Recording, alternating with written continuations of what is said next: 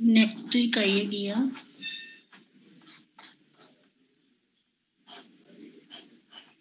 George William Friedrich ਹੈਗਲ।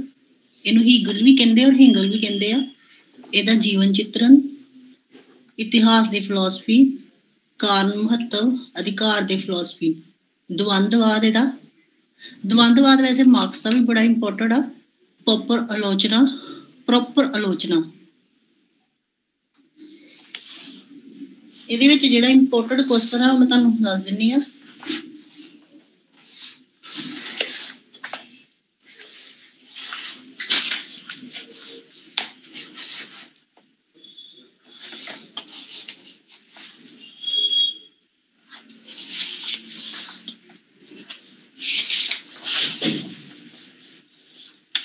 ਜੀਵਨ ਰਚਨਾ ਕਿ ਜਿਹੜਾ George William Hegel ਸੀਗਾ, ਇਹਨੂੰ ਵੈਸੇ ਹੀਗਲ ਹੀ ਕਿਹਾ ਜਾਂਦਾ, ਪੂਰਾ ਨਾਮ ਘੱਟ ਹੀ ਹੁੰਦਾ ਵਾ।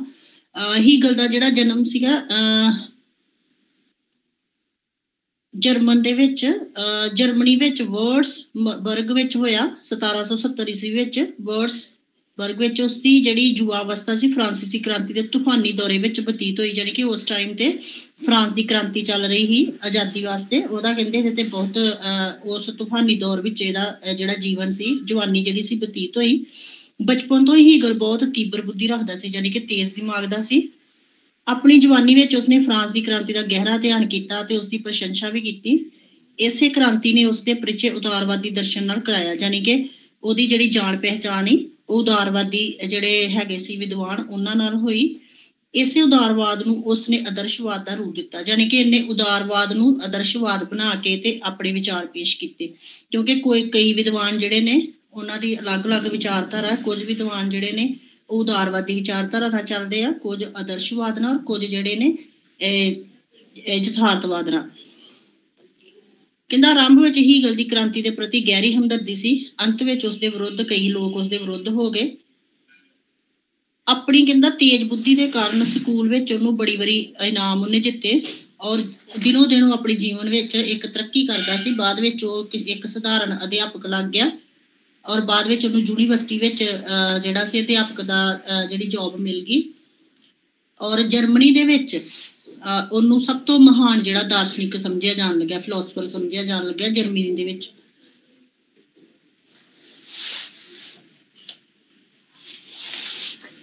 ਇਹਦਾ ਦਵੰਦਵਾਦ ਵੈਰੀ ਵੈਰੀ ਇੰਪੋਰਟੈਂਟ। ਇਹਦਾ ਤੇ ਮਾਰਕਸ ਦਾ ਦਵੰਦਵਾਦ ਤੋਂ ਕੀ ਭਾਵ ਆ? ਹੀਗਲ ਦਾ ਦਵੰਦਵਾਦ ਦੱਸੋ। ਇਸ ਤਰ੍ਹਾਂ ਕੁਐਸਚਨ ਹੁੰਦਾ ਹੈ। ਕਹਿੰਦਾ ਕਿ ਹੀਗਲ ਦੇ ਜਿਹੜੇ ਵਿਚਾਰ ਅਨੁਸਾਰ ਮਨੁੱਖੀ ਸੱਭਿਅਤਾ ਦਾ ਵਿਕਾਸ ਕਦੇ ਵੀ ਸਿੱਧੀ ਰੇਖਾ ਵਿੱਚ ਨਹੀਂ ਹੁੰਦਾ। ਜਿਸ ਤਰ੍ਹਾਂ ਇੱਕ ਪ੍ਰਚੰਡ ਤੂਫਾਨ ਵਿੱਚ ਥਪੇੜੇ ਖਾਂਦਾ ਹੋਇਆ ਇੱਕ ਜਹਾਜ਼ ਆਪਣਾ ਰਸਤਾ ਬਣਾਉਂਦਾ ਹੈ, ਉਸੇ ਤਰ੍ਹਾਂ ਸੱਭਿਅਤਾ ਵੀ ਕਈ ਟੇਢੇ ਮੇਢੇ ਰਸਤਿਆਂ ਵਿੱਚੋਂ ਹੁੰਦੀ ਹੋਈ ਅੱਗੇ ਵੱਧਦੀ ਹੈ। ਉਹਦੇ ਕਹਿਣ ਦਾ ਭਾਵ ਕਿ ਜਿਹੜਾ ਇਨਸਾਨ ਹੈ ਨਾ, ਉਹਦਾ ਕਦੀ ਸਰਲ ਜੀਵਨ ਨਹੀਂ ਹੁੰਦਾ, ਮਤਲਬ ਕਿ ਉਹਦਾ ਸੌਖਾ ਜੀਵਨ ਨਹੀਂ ਹੁੰਦਾ। ਉਹਨੂੰ ਆਪਣਾ ਜੀਵਨ ਬਤੀਤ ਕਰਨ ਵਾਸਤੇ ਜਿਸ ਤਰ੍ਹਾਂ ਇੱਕ ਪੈਨਸਲ ਦੀ ਲਾਈਨ ਸਿੱਧੀ ਹੁੰਦੀ ਉਸ ਤਰ੍ਹਾਂ ਨਹੀਂ ਹੁੰਦਾ। ਵਲੇਵੇਂ ਮੰਨ ਲਓ ਕੋਈ ਪੈਨਸਲ ਆਪਾਂ ਵਲੇਵੇਂ ਜੇ ਬਣਾਉਂਦੇ ਆ ਜਾਂ ਲਹਿਰਾਂ ਬਣਾਉਂਦੇ, ਉਸ ਤਰ੍ਹਾਂ ਦਾ ਜੀਵਨ ਹੁੰਦਾ। ਕਦੀ ਉਚਾਈਆਂ, ਕਦੀ ਜਾਣੀ ਕਿ ਉਹਦੇ ਵਿੱਚ ਕਈ ਵਾਰੀ ਮੁਸ਼ਕਲਾਂ ਤੇ ਕਈ ਵਾਰੀ ਸੁਖਿਆਈ ਹੁੰਦੀ ਉਹਦੇ ਜੀਵਨ ਵਿੱਚ। ਉਹ ਕਹਿੰਦਾ ਜਿਸ ਤਰ੍ਹਾਂ ਇੱਕ ਜਹਾਜ਼ ਤੂਫਾਨ ਵਿੱਚ ਫਸਿਆ ਹੁੰਦਾ ਔਰ ਉਹ ਥਪੇੜੇ ਖਾਂਦਾ ਆਪਣੇ ਰਸਤੇ ਨੂੰ ਪਾਰ ਕਰਕੇ ਕਿਨਾਰੇ ਤੇ ਪਹੁੰਚ ਜਾਂਦਾ, ਉਸੇ ਤਰ੍ਹਾਂ ਜਿਹੜੀ ਇਨਸਾਨ ਦੀ ਲਾਈਫ ਆ ਉਹ ਟੇਢੇ ਮੇਢੇ ਰਸਤਿਆਂ ਵਿੱਚੋਂ ਹੁੰਦੀ ਹੋਈ ਅੱਗੇ ਵੱਧਦੀ। ਜਾਣੀ ਕਿ ਉਹਦੇ ਰਸਤੇ ਜਿਹੜੇ ਟੇਢੇ ਮੇਢੇ ਹੁੰਦੇ ਜ਼ਿੰਦਗੀ ਦੇ, ਕਈ ਵਾਰੀ ਉਤਰਾਈ ਕਈ ਵਾਰੀ ਚੜਾਈ ਆਉਂਦੀ, ਦੁੱਖ ਸੁੱਖ ਉਹਦੀ ਲਾਈਫ ਵਿੱਚ ਆਉਂਦੇ ਨੇ। ਕਹਿੰਦਾ ਦਵੰਦਵਾਦ ਦਾ ਅਰਥ ਹੁਣ ਉਹਨੇ ਦੱਸਿਆ। ਕਹਿੰਦਾ ਦਵੰਦਵਾਦ ਦਾ ਅਰਥ ਦੱਸਦੇ ਹੋਏ ਹੀਗਲ ਕਹਿੰਦਾ ਕਿ ਦਵੰਦਵਾਦ ਦਾ ਅੰਗਰੇਜ਼ੀ ਵਿੱਚ ਡਾਇਲੈਕਟਿਕ, ਇਹਨੂੰ ਇੰਗਲਿਸ਼ ਵਿੱਚ ਡਾਇਲੈਕਟਿਕ, ਤੇ ਇਹ ਜਿਹੜਾ ਇੰਗਲਿਸ਼ ਦਾ ਵਰਡ ਆ ਇਹ ਗ੍ਰੀਕ ਭਾਸ਼ਾ ਡਾਇਲੈਗੋ ਤੋਂ ਲਿਆ ਗਿਆ। ਡਾਇਲੈਗੋ ਦਾ ਅਰਥ ਸੀ ਵਾਦ ਵਿਵਾਦ ਕਰਨਾ, ਜਾਣੀ ਕਿ ਕਿਸੇ ਨਾਲ ਡਿਬੇਟ ਕਰਨੀ, ਵਾਦ ਵਿਵਾਦ ਕਰਨਾ। ਇਹਦਾ ਮੀਨਿੰਗ ਇਹ ਹੈ, ਡਾਇਲੈਗੋ ਦਾ ਅਰਥ ਹੈ ਵਾਦ ਵਿਵਾਦ ਕਰਨਾ। ਕਹਿੰਦਾ ਕਿ ਉਸਦਾ ਇਹ ਮੱਤ ਸੀ ਕਿ ਵਿਕਾਸ ਪ੍ਰਤੀਕਿਰਿਆਵਾਦ, ਪ੍ਰਤੀਵਾਦ ਅਤੇ ਸੰਵਾਦ ਦੇ ਕ੍ਰਮ ਨਾਲ ਹੁੰਦਾ ਹੈ। ਜਾਣੀ ਕਿ ਜਦੋਂ ਇਨਸਾਨ ਆਪਣੀ ਲਾਈਫ ਦਾ ਵਿਕਾਸ ਕਰਦਾ ਉਹਨੂੰ ਬਹੁਤ ਸਾਰੀਆਂ ਮੁਸ਼ਕਲਾਂ ਦਾ ਸਾਹਮਣਾ ਕਰਦਾ, ਉਹਦਾ ਵਿਰੋਧ ਵੀ ਹੁੰਦਾ ਔਰ ਬਹੁਤ ਜਗ੍ਹਾ ਤੇ ਉਹਦਾ ਸੰਵਾਦ ਵੀ ਹੁੰਦਾ। ਇਹਨਾਂ ਕ੍ਰਮਾਂ ਨੂੰ ਪਾਰ ਕਰਨ ਦੇ ਬਾਅਦ ਪਰਮ ਤੱਤ ਦੀ ਉਪਲਬਧੀ ਹੁੰਦੀ ਹੈ। ਕਹਿੰਦਾ ਬਾਅਦ ਵਿੱਚ ਹੀ ਉਹਨੂੰ ਕੋਈ ਉਪਲਬਧੀ ਮਿਲਦੀ ਆ। ਵਾਦ ਦੇ ਬਾਅਦ ਪ੍ਰਤੀਵਾਦ ਹੁੰਦਾ, ਫਿਰ ਇਹਨਾਂ ਦੋਹਾਂ ਵਿੱਚ ਸੰਘਰਸ਼ ਹੁੰਦਾ, ਅੰਤ ਵਿੱਚ ਇਹ ਦੋਵੇਂ ਮਿਲ ਕੇ ਸਾਮਵਾਦ ਨੂੰ ਜਨਮ ਦਿੰਦੇ। ਪਹਿਲਾਂ ਵਾਦ ਹੁੰਦਾ, ਵਿਵਾਦ ਹੁੰਦਾ, ਜਾਨੀ ਕਿ ਡਿਬੇਟ ਹੁੰਦੀ ਹੈ ਇੱਕ ਦੂਜੇ ਨਾਲ, ਕਿ ਉਹਨੂੰ ਕਹਿੰਦੇ ਕਿਸੇ ਦੇ ਵਿਚਾਰ ਇੱਕ ਦੂਜੇ ਨਾਲ ਮਿਲਦੇ, ਕਿਸੇ ਦੇ ਨਹੀਂ ਮਿਲਦੇ, ਆਪਸ ਵਿੱਚ ਵਾਦ ਵਿਵਾਦ ਹੁੰਦਾ, ਬਾਅਦ ਵਿੱਚ ਸੰਵਾਦ ਹੁੰਦਾ। ਇਹ ਸੀਗਾ ਉਹਦਾ ਦਵੰਦਵਾਦ, ਕਿ ਦਵੰਦਵਾਦ ਦਾ ਕੀ ਅਰਥ ਆ, ਜਿਹੜਾ ਮੈਂ ਹੁਣੇ ਤੁਹਾਨੂੰ ਦੱਸਿਆ। 2 ਮਾਰਕਸ ਦਾ ਕੁਐਸਚਨ ਆ।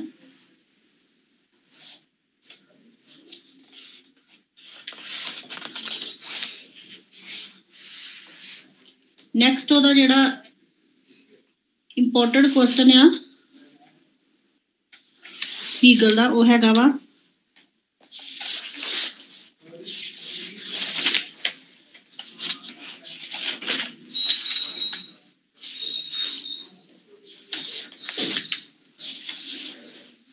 ਅਧਿਕਾਰ ਦੀ ਫਿਲਾਸਫੀ ਔਰ ਇਤਿਹਾਸ ਦੀ ਫਿਲਾਸਫੀ। ਇਹ ਦੋ ਇਹਦੇ ਪੁਆਇੰਟ ਆ ਕਿ ਇਤਿਹਾਸ ਦੀ ਫਿਲਾਸਫੀ ਕੀ ਸੀ ਔਰ ਅਧਿਕਾਰ ਦੀ ਫਿਲਾਸਫੀ। ਸਭ ਤੋਂ ਪਹਿਲਾਂ ਅਸੀਂ ਅਧਿਕਾਰ ਕਰਾਂਗੇ। ਉਹਦੇ ਮੁਤਾਬਕ ਕਹਿੰਦਾ ਕਿ ਜਿਹੜਾ ਅਧਿਕਾਰ ਦੀ ਜਿਹੜੀ ਹੈਗੀ ਆ ਅਵਧਾਰਨਾ, ਉਹ ਇਸ ਤਰ੍ਹਾਂ ਵਾ ਕਿ ਕਹਿੰਦਾ ਕਿ ਜਦੋਂ ਹੀਗਲ ਦਾ ਜਨਮ ਹੋਇਆ ਸੀ ਤਾਂ ਉਸ ਸਮੇਂ ਜਰਮਨੀ ਦੀ ਜਿਹੜੀ ਰਾਸ਼ਟਰੀ ਏਕਤਾ ਵਿੱਚ ਬਹੁਤ ਕਮੀ ਸੀ। ਜਰਮਨੀ ਜਿਹੜਾ ਵੱਖ-ਵੱਖ ਭਾਗਾਂ ਵਿੱਚ ਵੰਡਿਆ ਹੋਇਆ ਸੀ ਔਰ ਇਸ ਲਈ ਉਸਦੇ ਸਾਹਮਣੇ ਪ੍ਰਮੁੱਖ ਸਮੱਸਿਆ ਜਰਮਨੀ ਦਾ ਏਕੀਕਰਨ, ਰਾਜਨੀਤਿਕ ਏਕੀਕਰਨ ਅਤੇ ਉਸ ਨੂੰ ਇੱਕ ਰਾਸ਼ਟਰੀ ਇਕਾਈ ਦੇ ਰੂਪ ਵਿੱਚ ਜੋੜਨਾ ਸੀ, ਜਿਹਦੇ ਕਰਕੇ ਉਹਨੇ ਆਪਣੇ ਅਧਿਕਾਰਵਾਦੀ ਜਿਹੜੇ ਵਿਚਾਰ ਪੇਸ਼ ਕੀਤੇ ਸੀ। ਕਹਿੰਦਾ ਕਿ ਉਸਦੇ ਸਾਹਮਣੇ ਮੁੱਖ ਕਈ ਪ੍ਰਸ਼ਨ ਸੀ, ਵਿਅਕਤੀ ਦੀ ਰੱਖਿਆ ਦਾ ਨਹੀਂ ਬਲਕਿ ਰਾਸ਼ਟਰ ਦੀ ਰੱਖਿਆ ਦਾ। ਉਹਦੇ ਵਿਚਾਰ ਦੇ ਮੁਤਾਬਕ ਸਿਰਫ ਵਿਅਕਤੀ ਦੀ ਰੱਖਿਆ ਨਹੀਂ ਹੋਣੀ ਚਾਹੀਦੀ, ਸਾਰੇ ਰਾਸ਼ਟਰ ਦੀ ਰੱਖਿਆ ਹੋਣੀ ਚਾਹੀਦੀ ਹੈ। ਔਰ ਉਹਦੇ ਜਿਹੜੇ ਪੁਆਇੰਟ ਆ ਅਧਿਕਾਰਵਾਦੀ ਦੇ, ਉਹਦੇ ਹੈਗੇ ਆ ਵਿਅਕਤੀ ਨੂੰ ਰਾਜ ਦੇ ਅਧੀਨ ਬਣਾ ਦੇਣਾ, ਕਿ ਸਾਰੀ ਸ਼ਕਤੀ ਜਿਹੜੀ ਰਾਜ ਦੇ ਹੱਥ ਵਿੱਚ ਹੋਵੇ। ਔਰ ਕਿਉਂਕਿ ਇਹਦਾ ਆਦਰਸ਼ਵਾਦ ਹੈ ਨਾ, ਆਦਰਸ਼ਵਾਦ ਵਿੱਚ ਤੇ ਪਲੇਟੋ ਨੇ ਵੀ ਇਹੋ ਕਿਹਾ ਸੀ ਕਿ ਸਾਰੀ ਸ਼ਕਤੀ ਰਾਜ ਦੀ ਹੋਣੀ ਚਾਹੀਦੀ ਹੈ, ਰਾਜ ਦਾ ਹੀ ਸਿੱਖਿਆ ਤੇ ਅਧਿਕਾਰ ਹੋਣਾ ਚਾਹੀਦਾ, ਸੰਪਤੀ ਦਾ ਅਧਿਕਾਰ ਹੋਣਾ ਚਾਹੀਦਾ। ਤੇ ਇਸ ਤਰ੍ਹਾਂ ਹੀ ਇਹਨੇ ਕਿਹਾ ਵਾ ਕਿ ਜਿਹੜਾ ਵਿਅਕਤੀ ਉਹ ਰਾਜ ਦੇ ਅਧੀਨ ਹੋਣਾ ਚਾਹੀਦਾ ਹੈ। ਰਾਜ ਦੇ ਵਿਰੁੱਧ ਵਿਅਕਤੀ ਦੇ ਅਧਿਕਾਰਾਂ ਨੂੰ ਸਵੀਕਾਰ ਨਾ ਕਰਕੇ ਹੀਗਲ ਨੇ ਸਰਵ ਅਧਿਕਾਰਵਾਦ ਦਾ ਰਸਤਾ ਖੋਲ੍ਹ ਦਿੱਤਾ, ਯਾਨੀ ਕਿ ਜਿਹੜੇ ਵੀ ਅਧਿਕਾਰ ਮਿਲਦੇ ਇਕੱਲੇ ਇੱਕ ਇਨਸਾਨ ਨੂੰ ਨਹੀਂ ਮਿਲਣੇ ਚਾਹੀਦੇ, ਸਾਰੇ ਇਨਸਾਨਾਂ ਦੇ ਬਰਾਬਰ ਹੋਣੇ ਚਾਹੀਦੇ ਔਰ ਰਾਜ ਦੇ ਕੰਟਰੋਲ 'ਚ ਹੋਣੇ ਚਾਹੀਦੇ ਆ। ਕਿਉਂਕਿ ਉਹ ਕਹਿੰਦਾ ਵਾ ਕਿ ਰਾਜ ਦੇ ਸਾਹਮਣੇ ਵਿਅਕਤੀ ਬਹੁਤ ਛੋਟਾ ਵਾ, ਉਹ ਆਪਣੀ ਜਿਹੜੀ ਰੱਖਿਆ ਖੁਦ ਨਹੀਂ ਕਰ ਸਕਦਾ। ਇਸ ਕਰਕੇ ਉਹਨੇ ਜਿਹੜੇ ਕੁਦਰਤ ਦੇ 3 ਅਧਿਕਾਰ ਸੀ ਨਾ, ਜੀਵਨ, ਸੁਤੰਤਰਤਾ ਤੇ ਸੰਪਤੀ, ਉਹ ਵੀ ਕਹਿੰਦਾ ਰਾਜ ਕੋਲ ਹੋਣੇ ਚਾਹੀਦੇ ਆ, ਇਨਸਾਨ ਕੋਲ ਨਹੀਂ ਹੋਣੇ ਚਾਹੀਦੇ।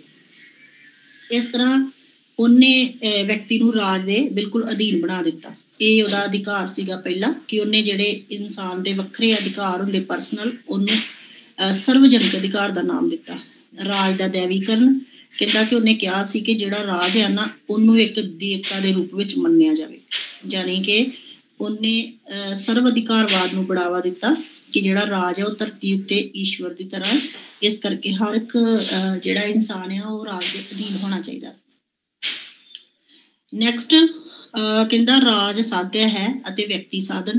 ਕਿਉਂਕਿ ਜਿਹੜੇ ਉਦਾਰਵਾਦੀ ਹੈ ਨਾ, ਉਹ ਕਹਿੰਦੇ ਆ ਕਿ ਵਿਅਕਤੀ ਜਿਹੜਾ ਵਾ ਉਹ ਸਾਧਿਆ ਤੇ ਰਾਜ ਜਿਹੜਾ ਸਾਧਨ, ਕਿਉਂਕਿ ਰਾਜ ਨੂੰ ਵਿਅਕਤੀ ਵਾਸਤੇ ਸੋਚਣਾ ਚਾਹੀਦਾ, ਉਹਦੇ ਵਾਸਤੇ ਸਹੂਲਤਾਂ ਮੁਹੱਈਆ ਕਰਨੀਆਂ ਚਾਹੀਦੀਆਂ। ਇਹ ਬਿਲਕੁਲ ਉਲਟ ਆਦਰਸ਼ਵਾਦੀ ਹੈ, ਬਿਲਕੁਲ ਉਲਟ ਸੀ। ਇਹਨੇ ਕਿਹਾ ਸੀ ਹੀਗਲ ਨੇ ਕਿ ਨਹੀਂ, ਰਾਜ ਜਿਹੜਾ ਸਾਧਿਆ, ਵਿਅਕਤੀ ਸਾਧਨ, ਕਿ ਜਿਹੜਾ ਰਾਜ ਆ ਉਹ ਵਿਅਕਤੀ ਲਈ ਨਹੀਂ ਹੁੰਦਾ, ਵਿਅਕਤੀ ਰਾਜ ਲਈ ਹੁੰਦਾ ਵਾ। ਇਸ ਕਰਕੇ ਵਿਅਕਤੀ ਨੂੰ ਰਾਜ ਦੇ ਅਧੀਨ ਆਪਣੇ ਆਪ ਹੀ ਕਰ ਦੇਣਾ ਚਾਹੀਦਾ। ਜੇਕਰ ਲੋੜ ਪਏ ਤਾਂ ਜਿਹੜਾ ਵਿਅਕਤੀ ਉਹਨੂੰ ਰਾਜ ਦੇ ਵਾਸਤੇ ਬਲਿਦਾਨ ਵੀ ਦੇਣਾ ਚਾਹੀਦਾ ਹੈ। ਇਸ ਪ੍ਰਕਾਰ ਕਹਿੰਦਾ ਜਿਹੜਾ ਹੀਗਲ ਸੀ, ਉਹਨੇ ਰਾਜ ਦੇ ਸਿਧਾਂਤ ਦੁਆਰਾ ਵਿਅਕਤੀ ਨੂੰ ਰਾਜ ਦੇ ਸਾਹਮਣੇ ਅਪਾਹਿਜ ਬਣਾ ਦਿੱਤਾ, ਕਿ ਵਿਅਕਤੀ ਜਿਹੜਾ ਰਾਜ ਤੋਂ ਬਿਨਾਂ ਕੁਛ ਵੀ ਨਹੀਂ ਆ ਔਰ ਰਾਜ ਜਿਹੜਾ ਉਹਦਾ ਮਸੀਹਾ ਹੈ ਵਿਅਕਤੀ।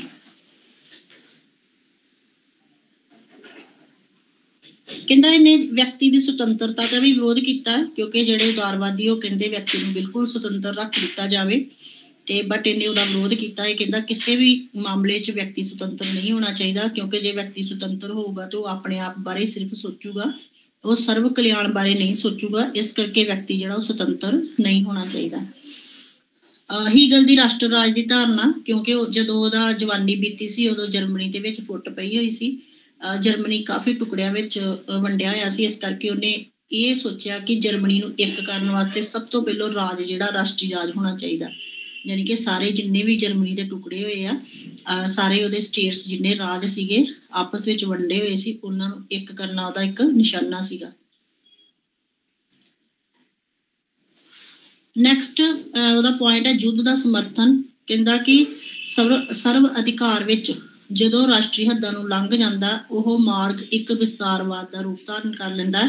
ਹੀਗਲ ਨੇ ਯੁੱਧ ਨੂੰ ਰਾਸ਼ਟਰ ਰਾਜ ਦਾ ਪ੍ਰਮੁੱਖ ਲੱਛਣ ਦੱਸਿਆ। ਉਹ ਕਹਿੰਦਾ ਹੈ ਕਿ ਜੇਕਰ ਰਾਸ਼ਟਰ ਰਾਜ ਚਾਹੀਦਾ ਹੈ, ਜੇ ਇਟਲੀ ਦਾ ਏਕੀਕਰਨ ਚਾਹੀਦਾ ਤੇ ਯੁੱਧ ਜ਼ਰੂਰੀ ਹੈ, ਕਿ ਇਨਸਾਨਾਂ ਨੂੰ ਆਪਣੇ ਰਾਸ਼ਟਰ ਵਾਸਤੇ ਯੁੱਧ ਕਰਨੇ ਚਾਹੀਦੇ ਆ।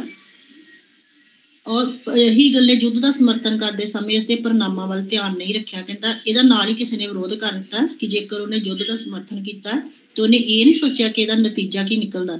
ਇਸ ਕਰਕੇ ਇਹ ਉਹਨੇ ਵਿਚਾਰ ਦੀ ਆਲੋਚਨਾ ਕੀਤੀ ਕਿਸੇ ਨੇ।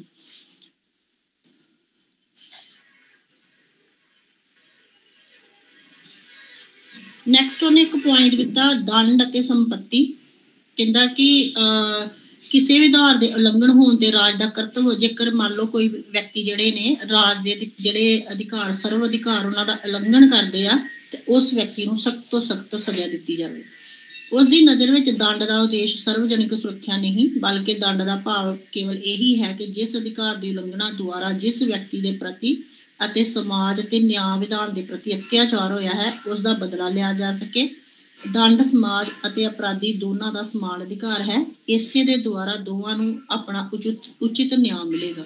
ਯਾਨੀ ਕਿ ਸਮਾਜ ਦੇ ਵਿੱਚ ਰਹਿੰਦੇ ਹੋਏ ਕੋਈ ਵੀ ਵਿਅਕਤੀ ਜੇਕਰ ਦੰਡ ਦਾ ਸਰਵਜਨਕ ਅਧਿਕਾਰਾਂ ਦੀ ਉਲੰਘਣਾ ਕਰਦਾ ਹੈ ਤਾਂ ਉਹਨਾਂ ਨੂੰ ਸਖਤ ਸਜ਼ਾ ਦਿੱਤੀ ਜਾਵੇ। ਇਹ ਸੀਗਾ ਇਹਦਾ ਅਧਿਕਾਰ ਦੇ ਜਿਹੜਾ ਕੁਐਸਚਨ ਆਊਗਾ ਇਹਦਾ ਕਿ ਉਹਦੇ ਅਧਿਕਾਰਵਾਦੀ ਵਿਚਾਰਧਾਰਾ ਦੱਸੋ। ਹੁਣ ਨੈਕਸਟ ਪੁਆਇੰਟ ਹੈਗਾ ਵਾ ਉਹਦੇ ਫਿਲੋਸਫੀ। ਇਹ ਵੀ ਇਹਦਾ ਇੰਪੋਰਟੈਂਟ ਆ। ਫਿਲੋਸਫੀ ਕੀ ਸੀ ਉਹਦੀ, ਇਤਿਹਾਸ ਦੇ ਉਹਦੇ ਕੀ ਵਿਚਾਰ ਸੀਗੇ। ਕਹਿੰਦਾ ਕਿ ਉਹਦੇ ਮੁਤਾਬਕ ਇਤਿਹਾਸ ਜਿਹੜਾ ਮਨੁੱਖੀ ਆਤਮਾ ਦੇ ਆਤਮ ਸੋਧ ਦੇ ਲਈ ਕੀਤੀ ਗਈ ਇੱਕ ਤੀਰਥ ਯਾਤਰਾ ਹੈ। ਇਤਿਹਾਸ ਦਾ ਮਾਰਗ ਮਨੁੱਖੀ ਵਿਵੇਕ ਦੁਆਰਾ ਮੋਕਲਾ ਹੁੰਦਾ ਹੈ ਅਤੇ ਵਿਸ਼ਵ ਇਤਿਹਾਸ ਵਿਸ਼ਵ ਦਾ ਨਿਰਣੇ ਹੈ। ਜੇਕਰ ਅਸੀਂ ਵਿਸ਼ਵ ਦੇ ਇਤਿਹਾਸ ਬਾਰੇ ਜਾਣਾਂਗੇ ਤੇ ਫਿਰ ਹੀ ਸਾਨੂੰ ਵਿਸ਼ਵ ਦਾ ਨਿਰਣੇ ਪਤਾ ਲੱਗੂਗਾ।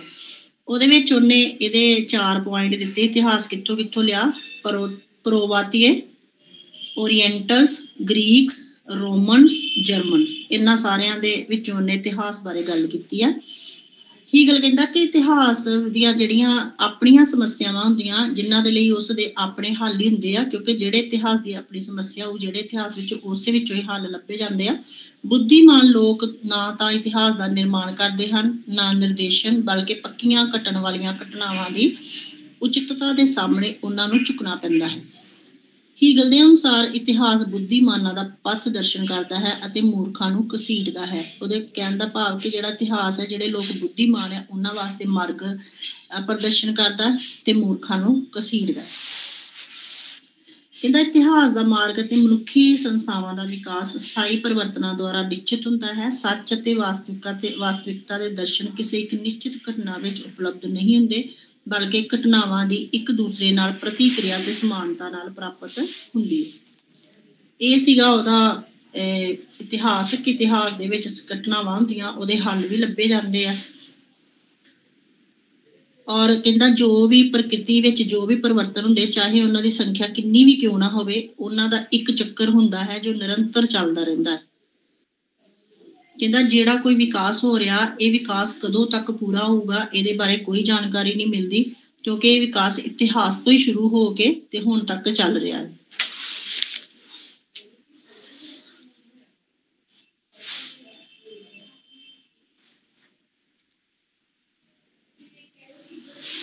ਇਹ ਸੀਗਾ ਇਹਦਾ ਇਤਿਹਾਸ ਦੇ ਫਿਲਾਸਫੀ।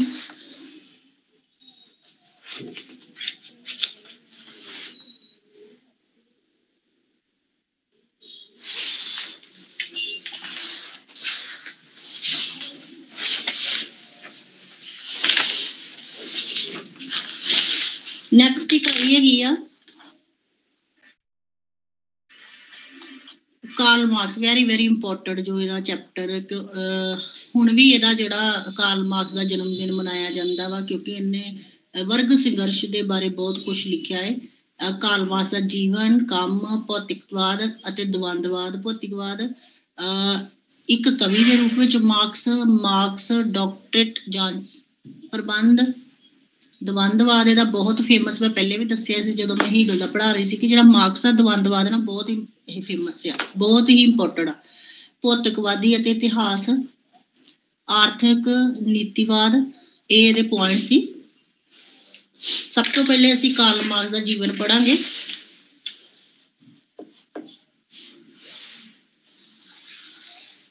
ਕਹਿੰਦਾ ਕਿ ਜਿਹੜਾ ਸਮਾਜਵਾਦੀ ਵਿਚਾਰਧਾਰਾ ਨਾ, ਜਿਹੜਾ ਸਮਾਜਵਾਦੀ ਹੁਣ ਸਾਮਵਾਦੀ ਗਵਰਨਮੈਂਟ ਵੀ ਹੈ ਜਿਵੇਂ ਕਿ ਰੂਸ ਵਿੱਚ ਆ, ਉਹਦਾ ਜਿਹੜਾ ਮੋਢੀ ਸੀ ਉਹ ਕਾਰਲ ਮਾਰਕਸ ਸੀਗਾ ਸਮਾਜਵਾਦੀ ਵਿਚਾਰਧਾਰਾ ਦਾ। ਇਹਦੀ ਇੱਕ ਵੱਖਰੀ ਵਿਚਾਰਧਾਰਾ ਸੀ ਸਾਰਿਆਂ ਦੇ ਵਿੱਚੋਂ ਜਿੰਨੇ ਵੀ ਹੁਣ ਤੱਕ ਵਿਦਵਾਨ ਹੋਏ ਆ, ਇਹਨੇ ਸਭ ਤੋਂ ਅਲੱਗ ਆਪਣੀ ਵਿਚਾਰਧਾਰਾ ਦਿੱਤੀ ਆ। ਕਹਿੰਦਾ ਕਿ ਮਾਰਕਸ ਦਾ ਜਨਮ ਇੱਕ ਸੁਖੀ ਮੱਧ ਵਰਗੀ ਯਹੂਦੀ ਪਰਿਵਾਰ ਵਿੱਚ ਪੱਛਮ ਏਸ਼ੀਆ ਦੇ ਟ੍ਰੇਵਸ ਸ਼ਹਿਰ ਵਿੱਚ ਹੋਇਆ। 5 ਮਈ 1818 ਨੂੰ ਹੋਇਆ ਸੀ। ਮਾਰਕਸ ਦੇ ਪਿਤਾ ਹਰਚੇਲ ਮਾਰਕਸ ਇੱਕ ਵਕੀਲ ਸਨ ਅਤੇ ਇਹਨਾਂ ਦੀ ਮਾਤਾ ਇੱਕ ਯਹੂਦੀ ਇਸਤਰੀ ਸੀ। ਕਹਿੰਦਾ ਕਿ ਮਾਰਕਸ ਜਦੋਂ ਸਿਰਫ 6 ਸਾਲ ਦਾ ਸੀ, ਉਸਦੇ ਪਿਤਾ ਹਰਚੇਲ ਮਾਰਕਸ ਨੇ ਕੁਝ ਤਾਂ ਫਰਾਂਸੀਸੀ ਪ੍ਰਾਚੀਨਵਾਦੀ ਦਾਰਸ਼ਨਿਕਾਂ ਦੇ ਪ੍ਰਭਾਵ ਵਿੱਚ ਅਤੇ ਕੁਝ ਉਸ ਸਮੇਂ ਜਰਮਨੀ ਦੀ ਅਸਹਿਣਸ਼ੀਲਤਾ ਤੋਂ ਬਚਣ ਲਈ ਯਹੂਦੀ ਮਤ ਨੂੰ ਛੱਡ ਕੇ ਈਸਾਈ ਧਰਮ ਅਪਣਾ ਲਿਆ ਸੀ। ਕਿਉਂ ਇਹਦੇ ਪਿਤਾ ਨੇ ਅਪਣਾਇਆ ਸੀ? ਕਿਉਂਕਿ ਉਸ ਸਮੇਂ ਤੇ ਨਾ ਜਿਹੜੇ ਹੈਗੇ ਸੀ ਨਾ ਯਹੂਦੀਆਂ ਉੱਤੇ ਨਾ ਜ਼ੁਲਮ ਹੋ ਰਹੇ ਸੀ, ਤੇ ਉਹਨਾਂ ਜ਼ੁਲਮਾਂ ਤੋਂ ਬਚਣ ਵਾਸਤੇ ਇਹਨੇ ਈਸਾਈ ਧਰਮ ਅਪਣਾ ਲਿਆ ਸੀ। ਈਸਾਈ ਜਿਹੜੇ ਸੀ ਉਹਨਾਂ ਤੋਂ ਉੱਪਰ ਸੀ ਤੇ ਉਹਨਾਂ ਤੇ ਜ਼ੁਲਮ ਕਰਦੇ ਸੀ। ਕਹਿੰਦਾ ਕਿ ਜਿਹੜਾ ਕਿ ਪਹਿਲਾਂ ਤੋਂ ਹੀ ਧਾਰਮਿਕ ਚੇਤਨਾ ਦਾ ਵਿਰੋਧੀ ਸੀ, ਯਹੂਦੀਆਂ ਦੀ ਸਖਤ ਆਲੋਚਨਾ ਕੀਤੀ ਅਤੇ ਅਖੀਰ ਧਰਮ ਨੂੰ ਅਫੀਮ ਅਤੇ ਉਤਪਾਦਨ ਸ਼ਕਤੀਆਂ ਅਨੁਸਾਰ ਮਤਵਾਦ ਦਾ ਨਾਂ ਦਿੱਤਾ। ਇਸੇ ਕਰਕੇ ਸ਼ਾਇਦ ਮਾਰਕਸ ਨੇ ਹਮੇਸ਼ਾ ਹੀ ਹਰ ਇੱਕ ਜਿਹੜੀ ਵੀ ਕੋਈ ਧਰਮ ਦੇ ਨਾਂ ਤੇ ਕੋਈ ਕੁਐਸਚਨ ਹੁੰਦਾ ਉਹਦੇ ਵਿੱਚ ਮਾਰਕਸ ਨੇ ਜ਼ਰੂਰ ਕਿਹਾ ਹੁੰਦਾ ਕਿ ਧਰਮ ਇੱਕ ਅਫੀਮ ਦੀ ਤਰ੍ਹਾਂ, ਕਿਉਂਕਿ ਇਹਨਾਂ ਦੇ ਉੱਤੇ ਉਸ ਟਾਈਮ ਦੇ ਈਸਾਈਆਂ ਨੇ ਜ਼ੁਲਮ ਕੀਤੇ ਸੀ ਉਸ ਸਮੇਂ ਜਰਮਨੀ ਦੇ ਵਿੱਚ, ਜਿਹਦੇ ਕਰਕੇ ਇਹਨਾਂ ਦਾ ਜਿਹੜਾ ਸੀ ਧਰਮ ਤੋਂ ਜਿਹੜਾ ਵਿਸ਼ਵਾਸ ਉੱਠ ਚੁੱਕਾ ਸੀ।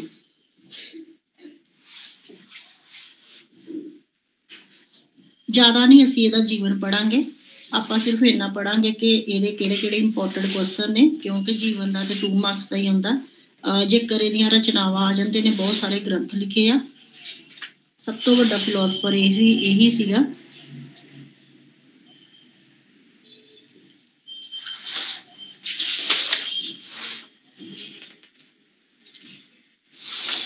ਇਹਦਾ ਅਸੀਂ ਸਭ ਤੋਂ ਪਹਿਲੇ ਦਵੰਦਵਾਦ ਪੜਾਂਗੇ। ਮਾਰਕਸ ਦਾ ਦਵੰਦਵਾਦ ਕੀ ਹੁੰਦਾ ਵਾ?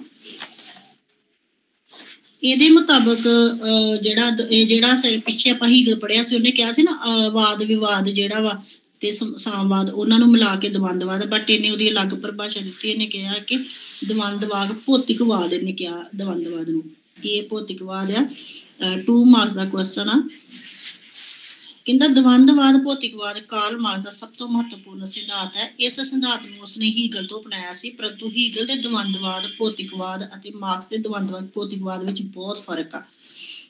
ਦਵੰਦਵਾਦ ਦਾ ਆਪਾਂ ਪਹਿਲੇ ਵੀ ਉਹਦਾ ਪੜ੍ਹ ਲਿਆ ਕਿ ਉਹ ਅੰਗਰੇਜ਼ੀ ਭਾਸ਼ਾ ਦੇ ਡਾਇਲੈਕਟਿਕ ਦਾ ਹੈਗਾ ਅਰਥ, ਜਿਸ ਦੀ ਉਤਪਤੀ ਯੂਨਾਨੀ ਭਾਸ਼ਾ ਦੇ ਡਾਇਲੇਗੋ ਤੋਂ ਹੋਈ ਆ।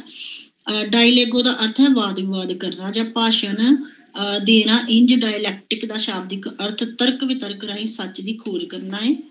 ਦਵੰਦਵਾਦ ਦਾ ਕਹਿੰਦਾ ਜਿਹੜਾ ਅਰਥ ਆ ਵਿਰੋਧੀਆਂ ਦਾ ਆਪਸ ਵਿੱਚ ਵਿਚਾਰ ਵਟਾਂਦਰਾ ਕਰਨਾ ਸੀ। ਬਟ ਇਹਦੇ ਵਿੱਚ ਜਿਹੜਾ ਮਾਰਕਸ ਆ ਉਹਨੇ ਕਿਹਾ ਕਿ ਜਿਹੜੇ ਭੌਤਿਕਵਾਦ ਹੈ ਨਾ, ਭੌਤਿਕਵਾਦ ਵਿੱਚ ਹੁੰਦਾ ਵਾ ਚੀਜ਼ਾਂ ਦਾ ਉਤਪਾਦਨ ਕਰਨਾ, ਮਟੀਰੀਅਲਿਸਟਿਕ ਇਨਸਾਨ ਜਿਹੜਾ ਹੁੰਦਾ ਵਾ, ਉਹਦੇ ਵਿੱਚ ਕੀ ਹੁੰਦਾ ਵਾ ਅਮੀਰ ਲੋਕ ਹੁੰਦੇ ਆ ਔਰ ਗਰੀਬ ਹੁੰਦੇ ਆ। ਗਰੀਬ ਲੋਕ ਜਿਹੜੇ ਉਹਨਾਂ ਉੱਤੇ ਜ਼ੁਲਮ ਹੁੰਦੇ ਆ ਅਤੇ ਇਸ ਕਰਕੇ ਅਮੀਰਾਂ ਤੇ ਗਰੀਬਾਂ ਦੇ ਵਿੱਚ ਵਾਦ ਵਿਵਾਦ ਰਹਿੰਦਾ। ਇਹਨੇ ਭੌਤਿਕਵਾਦ ਦਵੰਦਵਾਦ ਦੀ ਪਰਿਭਾਸ਼ਾ ਦਿੱਤੀ ਆ ਕਿ ਇੱਕ ਪੱਖ ਦੂਸਰਾ ਪੱਖ ਇੱਕ ਦੂਜੇ ਨਾਲ ਵਿਰੋਧ ਕਰਦਾ ਹੈ।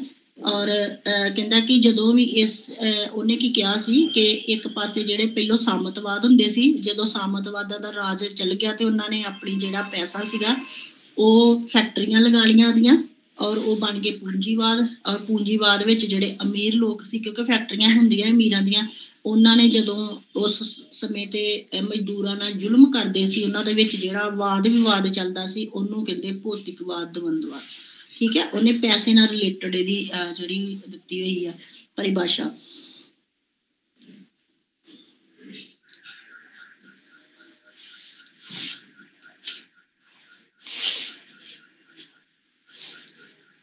ਜੇਕਰ ਬਾਈ ਦਾ ਵੇ ਇਹ ਕੁਐਸਚਨ ਇਸ ਤਰ੍ਹਾਂ ਜੇ ਕਿ ਇਤਿਹਾਸ ਵਿੱਚ ਭੌਤਿਕਵਾਦ ਦੀ ਵਿਆਖਿਆ ਦੱਸੋ, ਤੇ ਆਪਾਂ ਇਤਿਹਾਸ ਵਿੱਚ ਇਸ ਤਰ੍ਹਾਂ ਕਹਿਣਾ ਕਿ ਉਸਦਾ ਵਿਸ਼ਵਾਸ ਸੀ ਕਿ ਮਨੁੱਖ ਦੇ ਜੀਵਨ ਵਿੱਚ ਆਰਥਿਕ ਪਹਿਲੂਆਂ ਦੀ ਖਾਸ ਮਹੱਤਤਾ ਹੈ।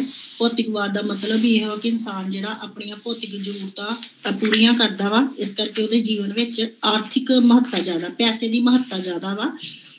ਅਸਲ ਵਿੱਚ ਇਹ ਇਤਿਹਾਸ ਦੀ ਅਜਿਹੀ ਵਿਆਖਿਆ ਹੈ ਅਨੁਸਾਰ ਇਤਿਹਾਸ ਦੀਆਂ ਸਭ ਘਟਨਾਵਾਂ ਆਰਥਿਕ ਵਿਵਸਥਾਵਾਂ ਨਾਲ ਹੀ ਸਿੱਖੀਆਂ ਜਾਂਦੀਆਂ। ਕਹਿੰਦਾ ਉਹਦੇ ਮੁਤਾਬਕ ਇਤਿਹਾਸਕ ਭੌਤਿਕਵਾਦ ਦਾ ਸਿਧਾਂਤ ਇੱਕ ਸਰਲ ਸੱਚ ਤੋਂ ਆਰੰਭ ਹੁੰਦਾ ਹੈ। ਜੇ ਮਨੁੱਖ ਨੂੰ ਜਿੰਦਾ ਰਹਿਣਾ ਹੈ ਤਾਂ ਉਸ ਨੂੰ ਜ਼ਰੂਰ ਹੀ ਭੋਜਨ ਪ੍ਰਾਪਤ ਕਰਨਾ ਹੋਊਗਾ, ਕਿਉਂਕਿ ਉਹਨੇ ਭੌਤਿਕਵਾਦ ਤਾਂ ਹੀ ਕਿਹਾ ਨਾ ਕਿ ਮਨੁੱਖ ਨੂੰ ਭੋਜਨ, ਕੱਪੜੇ ਜਾਂ ਮਕਾਨ ਪ੍ਰਾਪਤ ਕਰਨ ਵਾਸਤੇ ਪੈਸਿਆਂ ਦੀ ਲੋੜ ਹੁੰਦੀ ਆ, ਔਰ ਉਹ ਪੈਸੇ ਜਿਹੜੇ ਆ ਜਦੋਂ ਕਿਸੇ ਮਜ਼ਦੂਰ ਨੂੰ ਸਹੀ ਤਰੀਕੇ ਨਾਲ ਨਹੀਂ ਮਿਲਦੇ ਤੇ ਅਮੀਰਾਂ ਤੇ ਮਜ਼ਦੂਰਾਂ ਜਾਂ ਗਰੀਬਾਂ ਦੇ ਵਿੱਚ ਵਾਦ ਵਿਵਾਦ ਪੈਦਾ ਹੋ ਜਾਂਦਾ। ਕਹਿੰਦਾ ਮਨੁੱਖ ਤਾਂ ਹੀ ਜਿੰਦਾ ਰਹਿ ਸਕਦਾ ਜਦੋਂ ਉਹ ਕੁਦਰਤ ਰਾਹੀਂ ਉਹਨਾਂ ਚੀਜ਼ਾਂ ਦਾ ਉਤਪਾਦਨ ਕਰਦਾ ਹੈ ਜਿਨ੍ਹਾਂ ਦੀ ਉਹ ਜ਼ਰੂਰਤ ਮਹਿਸੂਸ ਕਰਦਾ ਹੈ। ਇਸ ਤਰ੍ਹਾਂ ਮਨੁੱਖ ਦੀਆਂ ਸਭ ਕਿਰਿਆਵਾਂ ਵਿੱਚ ਉਤਪਾਦਨ ਦੀ ਮਹੱਤਤਾ ਸਭ ਤੋਂ ਵੱਧ ਹੈ। ਇਸ ਲਈ ਜਿਸ ਵਰਗ ਦੇ ਉਤਪਾਦਨ ਦੇ ਸਾਧਨਾਂ ਤੇ ਪ੍ਰਮੁੱਖਤਾ ਹੁੰਦੀ ਹੈ ਉਹੀ ਵਰਗ ਰਾਜਨੀਤਿਕ ਸ਼ਕਤੀ ਨੂੰ ਹਥਿਆ ਲੈਂਦਾ ਹੈ। ਉਹਦੇ ਮੁਤਾਬਕ ਜਿਹਦੇ ਕੋਲ ਵੀ ਜ਼ਿਆਦਾ ਧਨ ਦੌਲਤ ਹੁੰਦੀ ਹੈ, ਜਿਹੜੇ ਵੀ ਫੈਕਟਰੀਆਂ ਦੇ ਮਾਲਕ ਆ, ਉਹਨਾਂ ਦੇ ਹੱਥ ਵਿੱਚ ਅਸਲੀ ਰਾਜਨੀਤਿਕ ਸੱਤਾ ਜਿਹੜੀ ਉਹਨਾਂ ਦੇ ਹੱਥ ਵਿੱਚ ਹੁੰਦੀ ਹੈ। ਹੁਣ ਭੌਤਿਕਵਾਦ ਦੀ ਜੇਕਰ ਪਰਿਭਾਸ਼ਾ, ਇਹ ਆਪਾਂ ਅਰਥ ਪੜ੍ਹਿਆ ਸੀ, ਹੁਣ ਜੇਕਰ ਪਰਿਭਾਸ਼ਾ ਪ੍ਰੋਪਰ ਪਰਿਭਾਸ਼ਾ ਪੁੱਛਦੇ ਤੇ ਆਪਾਂ ਪਰਿਭਾਸ਼ਾ ਐਵੇਂ ਦੇਣੀ ਆ ਕਿ ਸਭ ਸਮਾਜਿਕ, ਰਾਜਨੀਤਿਕ ਅਤੇ ਬੌਧਿਕ ਸੰਬੰਧ, ਸਭ ਧਾਰਮਿਕ ਜਾਂ ਕਾਨੂੰਨੀ ਪੱਤੀਆਂ, ਸਭ ਬੌਧਿਕ ਨਜ਼ਰੀਏ ਜਿਹੜੇ ਇਤਿਹਾਸ ਦੇ ਵਿਕਾਸ ਕ੍ਰਮ ਵਿੱਚ ਜਨਮ ਲੈਂਦੇ ਹਨ, ਉਹ ਸਭ ਜੀਵਨ ਦੀਆਂ ਭੌਤਿਕ ਅਵਸਥਾਵਾਂ ਤੋਂ ਹੀ ਪੈਦਾ ਹੁੰਦੇ ਨੇ। ਇਹ ਸੀਗਾ ਉਹਦਾ ਦਵੰਦਵਾਦ, ਭੌਤਿਕਵਾਦ ਦਵੰਦਵਾਦ ਦਾ ਇਤਿਹਾਸ। ਹੁਣ ਇਹਦਾ ਇੱਕ ਕੁਐਸਚਨ ਆਉਂਦਾ ਹੁੰਦਾ ਜੇ, ਵਾਧੂ ਮੁੱਲ ਦਾ ਸਿਧਾਂਤ ਦੱਸੋ। ਵਾਧੂ ਮੁੱਲ ਦਾ ਸਿਧਾਂਤ ਮੈਂ ਐਵੇਂ ਹੀ ਦੱਸ ਦਿੰਦੀ ਆ ਕਿ ਮਾਰਕਸ ਦਾ ਇਹ ਮੰਨਣਾ ਸੀਗਾ ਕਿ ਜਿਹੜੇ ਮਜ਼ਦੂਰ ਲੋਕ ਨੇ, ਜਿਹੜੇ ਪੂੰਜੀਪਤੀ ਨੂੰ ਫੈਕਟਰੀਆਂ ਦੇ ਵਿੱਚ ਪੈਸਾ ਲਗਾਉਂਦੇ ਨੇ, ਕੱਚਾ ਮਾਲ ਲਿਆ ਕੇ ਮਜ਼ਦੂਰਾਂ ਨੂੰ ਦਿੰਦੇ, ਔਰ ਮਜ਼ਦੂਰ ਜਿਹੜੇ ਨੇ ਆਪਣੀ ਮਿਹਨਤ ਨਾਲ ਉਹਦੇ ਤੋਂ ਵਸਤੂਆਂ ਤਿਆਰ ਕਰਦੇ ਨੇ। ਬਟ ਜਿਹੜੇ ਕਾਰਖਾਨਿਆਂ ਦੇ ਮਾਲਕ ਨੇ ਜਦੋਂ ਉਹਨਾਂ ਵਸਤੂਆਂ ਨੂੰ ਵੇਚਦੇ ਆ, ਬਾਈ ਦਾ ਵੇ ਫੋਰ ਐਗਜ਼ਾਮਪਲ ਮੰਨ ਲਓ ਉਹ ਤਿਆਰ ਕਰਨ ਤੇ 15 ਰੁਪਏ ਲੱਗੇ ਉਸ ਵਸਤੂ ਨੂੰ, ਔਰ ਉਹਦੇ ਵਿੱਚੋਂ ਸਿਰਫ 2 ਰੁਪਏ ਮਜ਼ਦੂਰ ਨੂੰ ਦਿੱਤੇ ਜਾਂਦੇ ਆ। ਬਾਕੀ ਜਿਹੜਾ 15 ਰੁਪਏ ਲੱਗੇ ਔਰ ਵੇਚਦੇ ਅੱਗੋਂ 25 ਰੁਪਏ ਦੇ, ਤੇ ਉਹਦੇ ਵਿੱਚੋਂ ਸਿਰਫ 2 ਰੁਪਏ ਮਜ਼ਦੂਰ ਨੂੰ ਦਿੱਤੇ ਜਾਂਦੇ। ਬਾਕੀ ਜਿਹੜਾ 10 ਰੁਪਏ ਮੁਨਾਫਾ ਸਿੱਧਾ ਦਾ ਸਿੱਧਾ ਪੂੰਜੀਪਤੀਆਂ ਦੇ ਜੇਬਾਂ ਵਿੱਚ ਚਲੇ ਜਾਂਦਾ। ਇਸ ਤਰ੍ਹਾਂ ਮਜ਼ਦੂਰਾਂ ਨਾਲ ਧੱਕਾ ਹੁੰਦਾ, ਇਹਨੂੰ ਕਹਿੰਦੇ ਵਾਧੂ ਮੁੱਲ ਦਾ ਸਿਧਾਂਤ।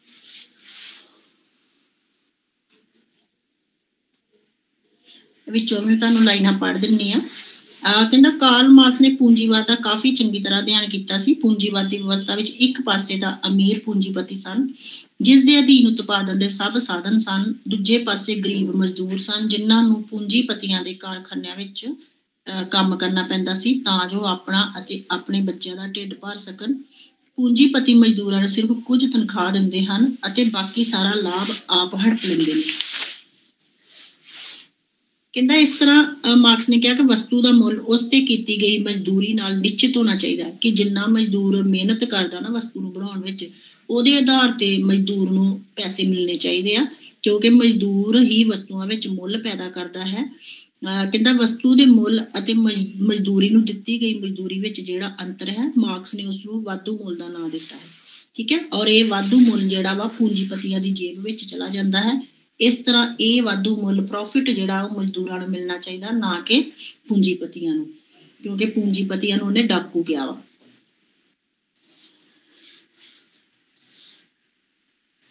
ਹੁਣ ਕਈ ਵਾਰੀ ਕੀ ਹੁੰਦਾ ਵਾ ਕਿ ਵਾਧੂ ਮੁੱਲ ਦਾ 2 ਮਾਰਕਸ ਦਾ ਕੁਐਸਚਨ ਪੁੱਛ ਕੇ ਜੇਕਰ ਉਹ 10 ਦਾ ਕਰਨਾ ਹੋਵੇ ਤੇ ਉਹਦੀ ਆਲੋਚਨਾ ਵੀ ਪੁੱਛਦੇ ਆ ਕਿ ਮਾਰਕਸ ਨੇ ਜਿਹੜੀ ਗੱਲ ਕਹੀ ਉਹਦੀ ਆਲੋਚਨਾ ਵੀ ਹੁਣ ਕਿਸੇ ਨੇ ਕਰਨੀ ਆ, ਕਿਉਂਕਿ ਅਮੀਰਾਂ ਦੇ ਹੱਕ ਦੀ ਵੀ ਤੇ ਕੋਈ ਗੱਲ ਕਰੂਗਾ ਨਾ। ਤੇ ਉਹ ਕਿਸੇ ਨੇ ਉਹਦੀ ਆਲੋਚਨਾ ਇਸ ਤਰ੍ਹਾਂ ਕੀਤੀ ਆ ਕਿ ਨਹੀਂ, ਇਹ ਸਿਧਾਂਤ ਕਾਲਪਨਿਕ ਆ, ਕਿਉਂਕਿ ਇਹਦੇ ਮੁਤਾਬਕ ਮਜ਼ਦੂਰਾਂ ਦਾ ਸ਼ੋਸ਼ਣ ਕਿਵੇਂ ਹੋ ਸਕਦਾ, ਕਿਵੇਂ ਪੂੰਜੀਪਤੀ ਮਜ਼ਦੂਰਾਂ ਨਾਲ ਸੌਦੇਬਾਜ਼ੀ ਕਰਦੇ ਨੇ, ਇਹਦੇ ਵਿੱਚ ਕੋਈ ਸੱਚਾਈ ਨਹੀਂ ਆ, ਕਿਉਂਕਿ ਇਕੱਲੀ ਮਜ਼ਦੂਰੀ ਮੁੱਲ ਨਹੀਂ ਪਾਉਂਦੀ। ਜਿਹੜਾ ਹੈਗਾ ਪੂੰਜੀਪਤੀ, ਉਹਨੇ ਉਹਦੇ ਉੱਤੇ ਖਰਚਾ ਵੀ ਲਗਾਇਆ ਹੁੰਦਾ, ਆਪਣੀ ਦਿਮਾਗੀ ਮਿਹਨਤ ਖਰਚ ਕੀਤੀ ਹੁੰਦੀ ਆ। ਠੀਕ ਹੈ, ਮਜ਼ਦੂਰ ਜਿਹੜੇ ਹੱਥਾਂ ਨਾਲ ਕੰਮ ਕਰਦੇ ਆ ਔਰ ਉਹਨਾਂ ਦੀ ਮਜ਼ਦੂਰੀ ਜਿਹੜੀ ਆ ਉਹ ਗਿਣੀ ਜਾਂਦੀ ਆ। ਬਟ ਕਹਿੰਦਾ ਜਿਹੜਾ ਪੂੰਜੀਪਤੀ ਹੁੰਦਾ ਉਹ ਵੀ ਚੈਨ ਨਾਲ ਨਹੀਂ ਬੈਠਾ ਹੁੰਦਾ, ਉਹਨੇ ਵੀ ਆਪਣੀ ਦਿਮਾਗ ਦੀ ਪੂਰੀ ਜਿਹੜਾ ਖਰਚਾ ਉਹਦੇ ਤੇ ਲਗਾਇਆ ਹੁੰਦਾ, ਜਾਣੀ ਕਿ ਮਜ਼ਦੂਰੀ ਲਗਾਈ ਹੁੰਦੀ ਆ। ਇਸ ਕਰਕੇ ਕਿਉਂਕਿ ਪੈਸਾ ਵੀ ਉਹਦਾ ਹੁੰਦਾ ਵਾ, ਅੱਧੇ ਹਿੱਸੇ ਦੀ ਮਜ਼ਦੂਰੀ ਵੀ ਜਿਹੜਾ ਪੂੰਜੀਪਤੀ ਲਗਾਉਂਦਾ, ਤਾਂ ਫਿਰ ਉਹ ਕਿਵੇਂ ਵਾਧੂ ਮੁੱਲ ਲੈ ਗਿਆ। ਇਹ ਵਾਧੂ ਮੁੱਲ ਪੂੰਜੀਪਤੀ ਦਾ ਹੀ ਬਣਦਾ ਹੈ। ਕਹਿੰਦਾ ਵਸਤੂ ਦਾ ਮੁੱਲ ਮੰਗ ਤੇ ਪੂਰਤੀ ਤੇ ਨਿਰਭਰ ਕਰਦਾ ਹੈ। ਕਹਿੰਦਾ ਕਿ ਜੇਕਰ ਵਸਤੂਆਂ ਦਾ ਮੁੱਲ ਹੀ ਨਹੀਂ ਲੱਗੂਗਾ, ਜੇਕਰ ਡਿਮਾਂਡ ਹੀ ਨਹੀਂ ਹੋਊਗੀ ਕਿਸੇ ਵਸਤੂ ਦੀ, ਤੇ ਮਜ਼ਦੂਰਾਂ ਦੀ ਤੇ ਮਜ਼ਦੂਰੀ ਦਾ ਕੋਈ ਫਾਇਦਾ ਹੀ ਨਹੀਂ। ਇਸ ਕਰਕੇ ਉਹਦੀ ਡਿਮਾਂਡ ਨੂੰ ਵਧਾਉਣ ਵਾਸਤੇ ਬਹੁਤ ਸਾਰੀਆਂ ਐਡਵਰਟਾਈਜ਼ ਕਰਨੀਆਂ ਪੈਂਦੀਆਂ, ਬਹੁਤ ਜਗ੍ਹਾ ਤੇ ਉਹਦੇ ਜਿਹੜੇ ਪੈਂਪਲੇਟ ਜਿਹੜੇ ਬਣਾਉਣ ਛਾਪ ਕੇ ਦੇਣੇ ਹੁੰਦੇ ਆ, ਜਿਹਦੇ ਕਰਕੇ ਵਸਤੂਆਂ ਦਾ ਮੁੱਲ ਤੇ ਡਿਮਾਂਡ ਤੇ ਮੁੱਲ ਵੱਧਦਾ ਵਾ। ਇਹ ਸਾਰੀ ਮਿਹਨਤ ਪੂੰਜੀਪਤੀ ਦੀ, ਇਹਦੇ ਵਿੱਚ ਮਜ਼ਦੂਰਾਂ ਦਾ ਕੋਈ ਰੋਲ ਨਹੀਂ ਹੁੰਦਾ। ਮਾਰਕਸ ਨੇ ਪੂੰਜੀਪਤੀਆਂ ਦੇ ਹੋਰ ਖਰਚਾਂ ਵੱਲ ਧਿਆਨ ਹੀ ਨਹੀਂ ਕੀਤਾ। ਕਹਿੰਦਾ ਜਿਵੇਂ ਕਿ ਪੂੰਜੀਪਤੀ ਟੈਕਸ ਦਿੰਦੇ ਨੇ, ਉਸ ਤੋਂ ਇਲਾਵਾ ਹੋਰ ਵੀ ਮਸ਼ੀਨਾਂ ਦੀ ਘਸਾਈ ਹੁੰਦੀ ਆ, ਨਵੀਆਂ ਮਸ਼ੀਨਾਂ ਹੁੰਦੀਆਂ ਨੇ। ਇਸ ਤਰ੍ਹਾਂ ਉਹ ਜਿਹੜਾ ਕਹਿੰਦਾ ਵਾ ਕਿ ਕਿਵੇਂ ਆਪਾਂ ਕਹਿ ਸਕਦੇ ਆ ਕਿ ਪੂੰਜੀਪਤੀ ਜਿਹੜੇ ਆ ਵਾਧੂ ਮੁੱਲ ਆਪਣੀਆਂ ਪੌਕਟਾਂ 'ਚ ਪਾ ਲੈਂਦੇ। ਇਹ ਸਿਧਾਂਤ ਅੱਜ ਕੱਲ੍ਹ ਲਾਗੂ ਨਹੀਂ ਹੁੰਦਾ। ਉਹ ਕਹਿੰਦਾ ਕਿ ਇਹ ਸਿਧਾਂਤ ਹੁਣ ਨਹੀਂ ਲਾਗੂ ਹੁੰਦਾ। ਇਹ ਸਿਧਾਂਤ ਨਫ਼ਰਤ ਵੀ ਪੈਦਾ ਕਰਦਾ ਮਜ਼ਦੂਰਾਂ ਅਤੇ ਪੂੰਜੀਪਤੀਆਂ ਦੇ ਵਿੱਚ। ਇਹ ਜਿਹੜਾ ਵਾਧੂ ਮੁੱਲ ਦਾ ਸਿਧਾਂਤ ਆ, ਇਹ ਨਫ਼ਰਤ ਪੈਦਾ ਕਰਦਾ। ਇਹ ਸੀਗਾ 10 ਮਾਰਕਸ ਦਾ। ਨੈਕਸਟ ਕੁਐਸਚਨ ਹੈਗਾ ਵਾ ਆਰਥਿਕ ਨੀਤੀਵਾਦ। ਆਰਥਿਕ ਨੀਤੀਵਾਦ ਵਿੱਚ ਅਸੀਂ ਇਹੀ ਕਵਾਂਗੇ ਕਿ ਇਹਨੇ ਜਿਹੜਾ ਵਾਧੂ ਮੁੱਲ ਦਾ ਸਿਧਾਂਤ ਦਿੱਤਾ, ਉਹਦੇ ਵਿੱਚੋਂ ਕੁਝ ਪੁਆਇੰਟ ਲੈ ਸਕਦੇ ਆ ਕਿ ਵਾਧੂ ਮੁੱਲ ਜਿਹੜਾ ਵਾ ਆਰਥਿਕ ਨੀਤੀ ਦਾ ਇਹਦੇ ਮੁਤਾਬਕ, ਕਿਉਂਕਿ ਜਿਹੜਾ ਕਾਰਲ ਮਾਰਕਸ ਸੀ ਨਾ, ਇਸ ਕਰਕੇ ਵੀ ਪੂੰਜੀਪਤੀਆਂ ਦੇ ਖਿਲਾਫ ਸੀਗਾ। ਇਹਨੇ ਤਾਂ ਵੀ ਸੰਘਰਸ਼ ਕੀਤਾ ਸੀ ਉਸ ਟਾਈਮ ਤੇ ਕਿ ਇਹਦੇ ਪਿਤਾ ਦੀ ਖੁਦ ਇੱਕ ਫੈਕਟਰੀ ਸੀ, ਤੇ ਜਦੋਂ ਇਹ ਆਪਣੇ ਪਿਤਾ ਨਾਲ ਫੈਕਟਰੀ ਵਿੱਚ ਚੱਕਰ ਲਗਾਉਣ ਗਿਆ ਤੇ ਉੱਥੇ ਜਾ ਕੇ ਜਦੋਂ ਇਹਨੇ ਦੇਖਿਆ ਕਿ ਇੱਕ ਮਜ਼ਦੂਰ ਦੇ ਮਸ਼ੀਨ ਵਿੱਚ ਹੱਥ ਆ ਗਏ ਨੇ, ਬਟ ਉਹਦੀ ਕੋਈ ਪਰਵਾਹ ਨਹੀਂ ਕੀਤੀ ਗਈ, ਨਾ ਉਹਨੂੰ ਕੋਈ ਪੈਸੇ ਦਿੱਤੇ ਗਏ, ਨਾ ਕੰਪਨੀ ਵੱਲੋਂ ਕੋਈ ਫੰਡ ਦਿੱਤਾ ਗਿਆ।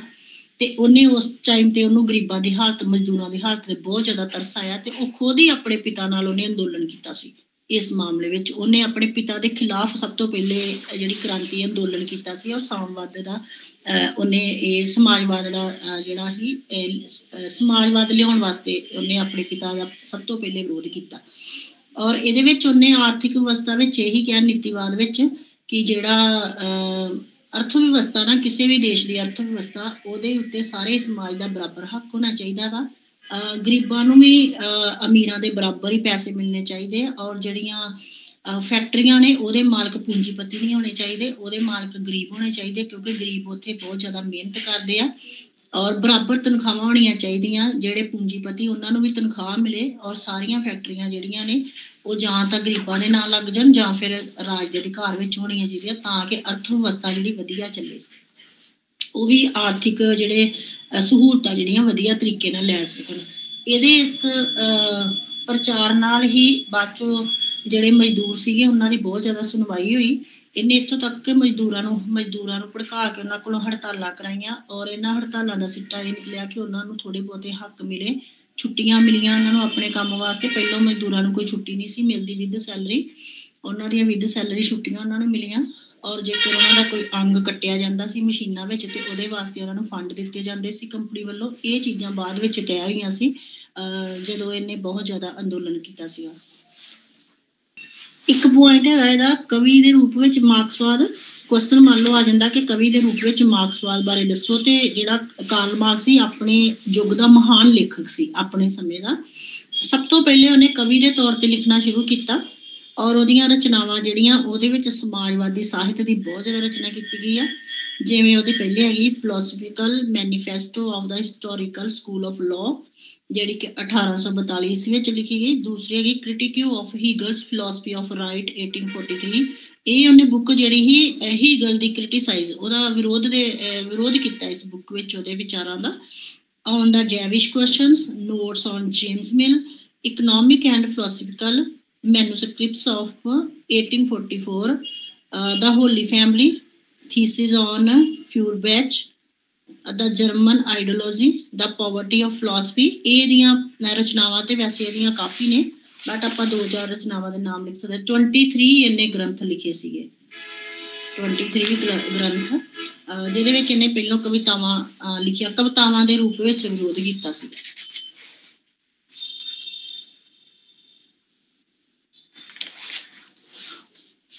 ਇਹ ਸੀਗਾ ਇੱਕ ਕਵੀ ਦੇ ਰੂਪ ਵਿੱਚ।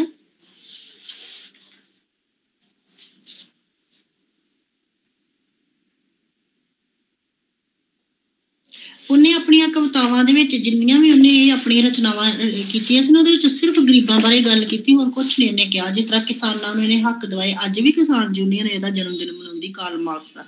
ਪਿੱਛੇ ਜੇ ਹੋ ਕੇ ਗਿਆ ਇਹਦਾ ਜਨਮ ਦਿਨ, 200 ਸਾਲ ਇਹਦੇ ਮਰੇ ਨੂੰ ਇਹਨੂੰ ਹੋ ਗਿਆ, ਮਰਨ ਦਿਨ ਸੌਰੀ। ਕਹਿੰਦਾ ਕਿ ਜੇਕਰ ਆਪਾਂ ਮਜ਼ਦੂਰੀ ਦੇ ਵਿੱਚ ਸੋਚੀਏ ਤੇ ਮਜ਼ਦੂਰੀ ਪੂੰਜੀਪਤੀਆਂ ਦੇ ਅਤੇ ਸਰਵਾਹ ਵਿੱਚ ਤਣਾਅ ਪੈਦਾ ਕਰਦੀ ਹੈ। ਨਤੀਜੇ ਵਜੋਂ ਮਜ਼ਦੂਰਾਂ ਦੀ ਲੁੱਟ ਖਸੁੱਟ ਹੁੰਦੀ ਹੈ। ਕਹਿੰਦਾ ਕਿ ਮਜ਼ਦੂਰਾਂ ਦੀ ਪੂੰਜੀਪਤੀ ਬਹੁਤ ਜ਼ਿਆਦਾ ਲੁੱਟ ਖਸੁੱਟ ਕਰਦੇ ਨੇ। ਮਜ਼ਦੂਰ ਦੀ ਹਾਲਤ ਕਿਸੇ ਚੀਜ਼ ਦੇ ਬਰਾਬਰ ਹੋ ਜਾਂਦੀ ਹੈ। ਗਰੀਬੀ ਅਤੇ ਅਣਮੁੱਖੀਕਰਨ ਉਹਨੂੰ ਤਸੀਹੇ ਇੱਕ ਕਿਸਮ ਦੇ ਮਿਲਦੇ ਆ। ਔਰ ਪੂੰਜੀ, ਕਹਿੰਦਾ ਪੂੰਜੀ ਬਾਰੇ ਇਹਨੇ ਆਪਣੀ ਬੁੱਕ ਵਿੱਚ ਲਿਖਿਆ ਸੀ ਕਿ ਪੂੰਜੀਪਤੀਆਂ ਕੋਲ ਇੰਨੀ ਤਾਕਤ ਹੁੰਦੀ ਆ ਕਿ ਉਹ ਮਜ਼ਦੂਰ ਨੂੰ ਹੁਕਮ ਦੇ ਸਕਦੀ। ਜਿਹੜੀ ਪੂੰਜੀ ਆ, ਪੈਸਾ, ਉਹ ਮਜ਼ਦੂਰ ਨੂੰ ਹੁਕਮ ਦਿੰਦਾ। ਔਰ ਇਸ ਤਰ੍ਹਾਂ ਨੇ ਆਪਣੀ ਬੁੱਕ ਵਿੱਚ ਇਹ ਵੀ ਲਿਖਿਆ ਕਿ ਕਿਸ ਤਰ੍ਹਾਂ ਪੂੰਜੀਪਤੀ ਜਿਹੜੇ ਆਪਣਾ ਪ੍ਰੋਫਿਟ, ਜਿਹੜੇ ਲਾਭ ਕਮਾਉਂਦੇ ਆ। ਇਹ ਸੀਗੇ ਇਹਦੇ ਇੱਕ ਕਵੀ ਦੇ ਰੂਪ ਵਿੱਚ। ਇਹ ਸਾਰਾ ਕੁਛ ਉਹਨੇ ਇਹਦੇ ਵਿੱਚ ਲਿਖਿਆ ਆਪਣੀਆਂ ਕਵਿਤਾਵਾਂ ਦੇ ਵਿੱਚ, ਜਾਂ ਆਪਣੀਆਂ ਰਚਨਾਵਾਂ ਉਹਦੀਆਂ ਕਹਿ ਸਕਦੇ ਹਾਂ।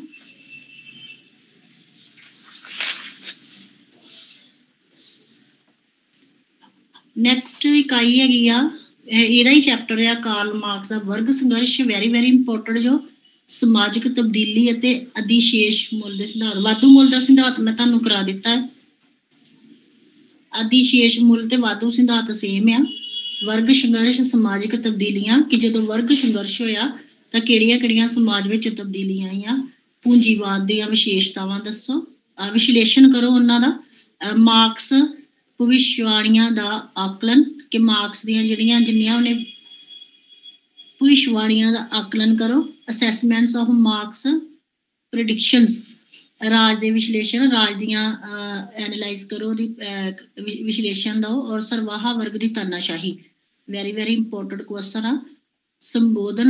ਸੰਸ਼ੋਧਨਵਾਦ, ਰੂਸੀ ਅਤੇ ਸਰਵਾਹਾ ਵਰਗ ਦੀ ਕ੍ਰਾਂਤੀ, ਤਾਨਾਸ਼ਾਹੀ। ਸੇਮ ਉਹੀ ਕੁਐਸਚਨ ਆ ਜਿਹੜਾ ਰਾਜ ਦੇ ਮਾਰਕਸਵਾਦੀ ਸਿਧਾਂਤ ਵਿੱਚ। Very very important. ਇਹ 2 ਚੈਪਟਰ ਆਏ, ਇਟ ਮੀਨਸ ਕਿ ਇਹਦੇ ਕੁਐਸਚਨ 2 ਹੋਣਗੇ। ਉਤਪਾਦਨ ਦੇ ਸਿਆਇਕ ਮੋੜ, ਭਾਰਤ ਉੱਤੇ ਦ੍ਰਿਸ਼, ਕੀ ਇਹਦਾ ਪ੍ਰਭਾਵ ਪਿਆ। ਅਧਿਕਾਰ ਮੁੱਲ ਦੇ ਅਧਿਸ਼ੇਸ਼, ਸੇਮ ਵਾਧੂ ਮੁੱਲ ਦਾ ਸਿਧਾਂਤ ਮੈਂ ਜਿਹੜਾ ਕਰਾਇਆ ਹੋ ਜੇ। ਹੁਣ ਸਭ ਤੋਂ ਪਹਿਲੇ ਅਸੀਂ ਇਹਦਾ ਕਰਾਂਗੇ ਵਰਗ ਸੰਘਰਸ਼। ਵਰਗ ਯੁੱਧ ਦਾ ਜਾਂ ਵਰਗ ਸੰਘਰਸ਼ ਦਾ ਆਪਾਂ ਸਿਧਾਂਤ ਲਵਾਂਗੇ। ਵਰਗ ਸੰਘਰਸ਼ ਕਾਹਦੇ ਵਿੱਚ ਹੋਇਆ ਸੀ? ਇਹ ਕਾਰਲ ਮਾਰਕਸ ਨੇ ਹਮੇਸ਼ਾ ਹੀ, ਉਸ ਟਾਈਮ ਤੇ ਵੈਸੇ ਹੈਗੇ ਵੀ 2 ਹੀ ਵਰਗ ਸੀ, ਇੱਕ ਮਜ਼ਦੂਰ ਵਰਗ ਔਰ ਇੱਕ ਹੈਗਾ ਸੀਗਾ ਪੂੰਜੀਪਤੀ ਵਰਗ। ਇਹਨਾਂ ਦੋਵਾਂ ਵਰਗਾਂ ਦੇ ਵਿੱਚ ਜਿਹੜਾ ਸੰਘਰਸ਼ ਹੋਇਆ ਸੀ ਨਾ, ਵਾਦ ਵਿਵਾਦ ਹੋਇਆ ਸੀ, ਉਹਦੇ ਵਾਸਤੇ ਇਹਨੇ ਇੱਕ ਆਪਣੇ ਵਿਚਾਰ ਪੇਸ਼ ਕੀਤੇ ਆ ਕਿ ਵਰਗ ਸੰਘਰਸ਼ ਅਤੇ ਸਮਾਜਿਕ ਤਬਦੀਲੀ, ਕਿ ਜਦੋਂ ਵਰਗ ਸੰਘਰਸ਼ ਹੋਇਆ ਤੇ ਉਹਦੇ ਵਿੱਚ ਸਮਾਜ ਨਾਲ ਕਿਹੜੀਆਂ ਕਿਹੜੀਆਂ ਤਬਦੀਲੀਆਂ ਆਈਆਂ। ਸਭ ਤੋਂ ਪਹਿਲੇ ਉਹਨੇ ਇਹਦਾ ਸਿਧਾਂਤ ਦਿੱਤਾ ਹੈ ਕਿ ਵਰਗ ਸੰਘਰਸ਼ ਕੀ ਹੁੰਦਾ ਵਾ। ਕਹਿੰਦਾ ਕਿ ਕਾਰਲ ਮਾਰਕਸ ਨੇ ਇਸ ਸੰਬੰਧ ਵਿੱਚ ਆਪਣੇ ਵਿਚਾਰ ਪ੍ਰਗਟ ਕੀਤੇ ਆ ਕਿ ਅੱਜ ਤੱਕ ਸਾਰੇ ਮਨੁੱਖੀ ਸਮਾਜ ਦਾ ਇਤਿਹਾਸ ਵਰਗ ਸੰਘਰਸ਼ ਦਾ ਇਤਿਹਾਸ ਰਿਹਾ ਹੈ।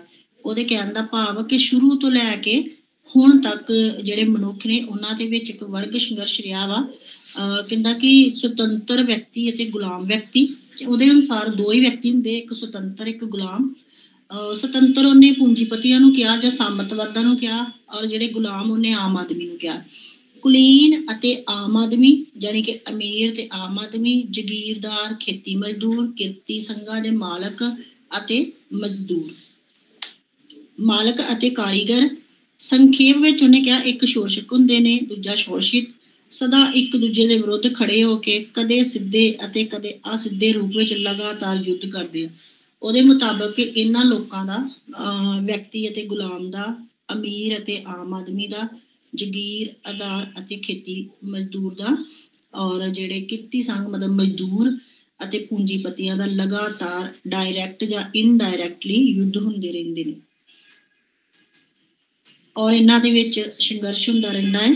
ਪਹਿਲਾ ਉਹਨਾਂ ਨੇ ਲਿਖਿਆ ਪੂੰਜੀਵਾਦ ਸਮਾਜ ਦੇ ਹਿੱਤ ਲਈ ਉਤਪਾਦਨ ਨਹੀਂ ਕਰਦਾ। ਪਹਿਲਾ ਸੰਘਰਸ਼ ਉਹਨੇ ਇਹ ਲਿਖਿਆ ਵਾ ਕਿ ਜਿਹੜਾ ਵਰਗ ਸੰਘਰਸ਼ ਦੇ ਵਿੱਚ ਜਿਹੜਾ ਪੂੰਜੀਪਤੀ ਵਿਵਸਥਾ ਵਾ, ਇਹ ਬਿਲਕੁਲ ਦੋਸ਼ਪੂਰਨ ਆ, ਕਿਉਂਕਿ ਪੂੰਜੀਪਤੀ ਜਿਹੜੇ ਨੇ ਉਹ ਸਮਾਜ ਦੇ ਹਿੱਤ ਨਹੀਂ ਚਾਹੁੰਦੇ, ਸਿਰਫ ਆਪਣੇ ਹਿੱਤ ਵਾਸਤੇ ਹੀ ਕਮਾਈ ਕਰਦੇ ਨੇ, ਆਪਣੇ ਹਿੱਤ ਵਾਸਤੇ ਹੀ ਸੋਚਦੇ ਨੇ। ਇਸ ਤਰ੍ਹਾਂ ਉਹਨਾਂ ਦੇ ਆਪਣੇ ਹਿੱਤ ਸੋਚਣ ਨਾਲ ਮਜ਼ਦੂਰਾਂ ਨਾਲ ਧੱਕਾ ਹੁੰਦਾ ਹੈ, ਔਰ ਮਜ਼ਦੂਰ ਦੇ ਧੱਕਾ ਹੁੰਦਾ ਔਰ ਸਾਰਾ ਜਿਹੜਾ ਪ੍ਰੋਫਿਟ ਆ ਆਪਣੇ ਕੋਲ ਰੱਖ ਲੈਂਦੇ ਆ। ਮਜ਼ਦੂਰਾਂ ਦੇ ਹਿੱਸੇ ਕੁਝ ਵੀ ਨਹੀਂ ਉਹਨਾਂ ਨੂੰ ਮਿਲਦਾ। ਇਸ ਤਰ੍ਹਾਂ ਇਹ ਵਰਗ ਸੰਘਰਸ਼ ਹੁੰਦਾ ਇਹਨਾਂ ਦਾ। ਨੈਕਸਟ ਆ ਗਿਆ ਪੂੰਜੀਵਾਦ ਵਿੱਚ ਸੰਪत्ति ਦਾ ਕੇਂਦਰੀਕਰਨ। ਕਹਿੰਦਾ ਕਿ ਇਹਨੇ ਇਹ ਕਿਹਾ ਸੀਗਾ ਕਿ ਵਰਗ ਸੰਘਰਸ਼ ਤਾਂ ਹੀ ਹੁੰਦਾ ਵਾ ਕਿਉਂਕਿ ਇੱਕ ਪਾਸੇ ਅਮੀਰ ਲੋਕ, ਦੂਜੇ ਪਾਸੇ ਗਰੀਬ, ਤੇ ਜਿਹੜੇ ਪੂੰਜੀਪਤੀ ਨੇ ਉਹਨਾਂ ਦੇ ਕੋਲ ਜਿਹੜੀ ਪੂੰਜੀ ਪਰਸਨਲ ਪੂੰਜੀ ਹੁੰਦੀ ਆ, ਔਰ ਇਹਦੇ ਮੁਤਾਬਕ ਕਹਿੰਦਾ ਜਿਹੜੀ ਉਹਨਾਂ ਦੀ ਪਰਸਨਲ ਪੂੰਜੀ ਆ ਉਹਨੂੰ ਸਾਂਝੀ ਪੂੰਜੀ ਬਣਾ ਦਿੱਤਾ ਜਾਵੇ। ਕੰਪਨੀਆਂ ਨਿਗਮਾਂ ਦੀ ਸਥਾਪਨਾ ਜਿਹੜੀ ਹੁੰਦੀ ਉਹਨਾਂ ਉੱਤੇ ਜਿਹੜਾ ਕੇਂਦਰੀਕਰਨ ਆ ਉਹ ਰਾਜ ਕੋਲ ਜਾਂ ਮਜ਼ਦੂਰਾਂ ਕੋਲ ਹੋਣਾ ਚਾਹੀਦਾ ਹੈ। ਮਜ਼ਦੂਰ ਜਿਹੜੇ ਨੇ ਉਹ ਪੂੰਜੀਪਤੀ ਜਿਹੜੇ ਨੇ ਉਹ ਵੱਧ ਗਿਣਤੀ ਘੱਟ ਗਿਣਤੀਆਂ 'ਚ ਹੁੰਦੇ ਆ, ਮਜ਼ਦੂਰ ਦੀ ਗਿਣਤੀਆਂ ਜ਼ਿਆਦਾ ਹੁੰਦੀਆਂ, ਇਸ ਕਰਕੇ ਇਹਨਾਂ ਦੀ ਸੰਪत्ति ਉੱਤੇ ਮਜ਼ਦੂਰਾਂ ਦਾ ਹੱਕ ਹੋਵੇ। ਨੈਕਸਟ ਆ ਗਿਆ ਪੂੰਜੀਵਾਦ ਦੀ ਸ਼ੋਸ਼ਣ ਦੀ ਪ੍ਰਵਿਰਤੀ। ਕਹਿੰਦਾ ਕਿ ਉਹਨੇ ਕਿਹਾ ਸੀ ਵਰਗ ਸੰਘਰਸ਼ ਦੇ ਵਿੱਚ ਜਿਹੜਾ ਵਾ ਪੂੰਜੀਪਤੀ ਜਿਹੜੇ ਨੇ ਉਹ ਗਰੀਬਾਂ ਦਾ ਸ਼ੋਸ਼ਣ ਕਰਦੇ ਆ। ਉਹ ਮਜ਼ਦੂਰਾਂ ਕੋਲੋਂ ਵੱਧ ਤੋਂ ਵੱਧ ਕੰਮ ਲੈਣਾ ਚਾਹੁੰਦੇ, ਵੱਧ ਤੋਂ ਵੱਧ ਘੰਟੇ ਕੰਮ ਲੈਂਦੇ, ਪਰ ਤਨਖਾਹ ਉਨੀ ਨਹੀਂ ਦਿੰਦੇ। ਇਸ ਨਾਲ ਮਜ਼ਦੂਰਾਂ ਦੇ ਦੁੱਖਾਂ ਅਤੇ ਅਸੰਤੋਸ਼ ਵਿੱਚ ਵਾਧਾ ਹੁੰਦਾ ਹੈ। ਇਸ ਤਰ੍ਹਾਂ ਮਜ਼ਦੂਰ ਵਿੱਚ ਵਰਗ ਚੇਤਨਾ ਵੱਧਦੀ ਹੈ। ਪੂੰਜੀਵਾਦ ਆਰਥਿਕ ਸੰਕਟ ਪੈਦਾ ਕਰਦਾ ਹੈ। ਕਹਿੰਦਾ ਪੂੰਜੀਵਾਦ ਜਿਹੜਾ ਵਾ ਆਰਥਿਕ ਸੰਕਟ ਵੀ ਪੈਦਾ ਕਰਦਾ ਹੈ ਕਿਉਂਕਿ ਉਹ ਇੰਨਾ ਜ਼ਿਆਦਾ ਮਤਲਬੀ ਆ ਕਿ ਮਜ਼ਦੂਰਾਂ ਦੇ ਹੱਕ ਬਾਰੇ ਨਹੀਂ ਸੋਚਦਾ, ਉਹਨਾਂ ਨੂੰ ਥੋੜ੍ਹੀ ਜਿਹੀ ਮਜ਼ਦੂਰੀ ਦਿੰਦਾ ਔਰ ਜ਼ਿਆਦਾ ਪੈਸੇ ਆਪਣੇ ਕੋਲ ਰੱਖਦਾ, ਜਿਸ ਦੇ ਨਾਲ ਮਜ਼ਦੂਰਾਂ ਦੀ ਜਿਹੜੀ ਲਾਈਫ ਆ ਉਹ ਆਰਥਿਕ ਸੰਕਟ ਨਾਲ ਗੁਜ਼ਰਦੀ ਹੈ ਔਰ ਇਸ ਤਰ੍ਹਾਂ ਇਹਨਾਂ ਦੇ ਵਿੱਚ ਸੰਘਰਸ਼ ਹੁੰਦਾ ਹੈ। ਕੀਮਤਾਂ ਦਾ ਵਧਣਾ। ਪੂੰਜੀਵਾਦੀ ਵਿਵਸਥਾ ਵਿੱਚ ਉਤਪਾਦਨ ਦਾ ਮਕਸਦ ਜਨਤਾ ਦੀਆਂ ਜ਼ਰੂਰਤਾਂ ਨੂੰ ਪੂਰਾ ਕਰਨਾ ਨਾ ਹੋ ਕੇ ਪੂੰਜੀਪਤੀਆਂ ਦੇ ਲਾਭ ਤੇ ਲੋਭ ਨੂੰ ਪੂਰਾ ਕਰਨਾ ਹੈ, ਕਿਉਂਕਿ ਪੂੰਜੀਪਤੀ ਉਹਨਾਂ ਵਸਤੂਆਂ ਦਾ ਹੀ ਨਿਰਮਾਣ ਕਰਾਉਂਦੇ ਆ ਜਿਨ੍ਹਾਂ ਦੇ ਵਿੱਚ ਉਹਨਾਂ ਨੂੰ ਜ਼ਿਆਦਾ ਪ੍ਰੋਫਿਟ ਹੁੰਦਾ ਔਰ ਵਸਤੂਆਂ ਦੀਆਂ ਕੀਮਤਾਂ ਪੂੰਜੀਪਤੀਆਂ ਦੀ ਇੱਛਾ ਅਨੁਸਾਰ ਨਿਸ਼ਚਿਤ ਹੁੰਦੀਆਂ ਨੇ। ਵਸਤੂਆਂ ਦੀਆਂ ਕੀਮਤਾਂ ਨਿਸ਼ਚਿਤ ਕਰਨ ਲਈ ਕੋਈ ਵਿਗਿਆਨਿਕ ਆਧਾਰ ਨਹੀਂ ਹੁੰਦਾ।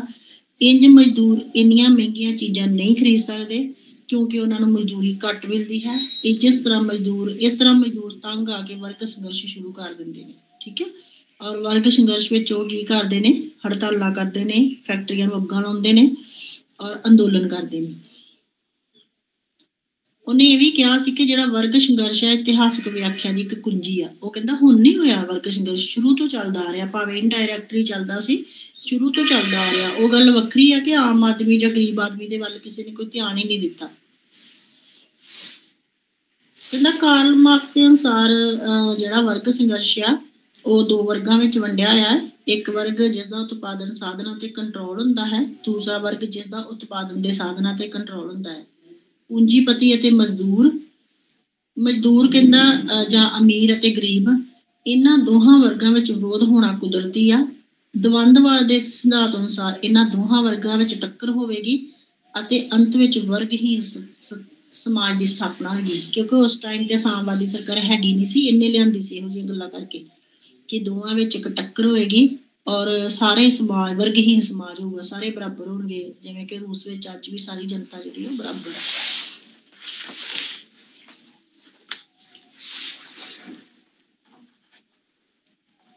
ਨੈਕਸਟ ਅਸੀਂ ਕਰਾਂਗੇ ਸਰਵਾਹਾ ਵਰਗ ਦੀ ਤਾਨਾਸ਼ਾਹੀ ਔਰ ਰੂਸੀ ਅਤੇ ਸਰਵਾਹਾ ਵਰਗ ਦੀ ਕ੍ਰਾਂਤੀ ਤਾਨਾਸ਼ਾਹੀ।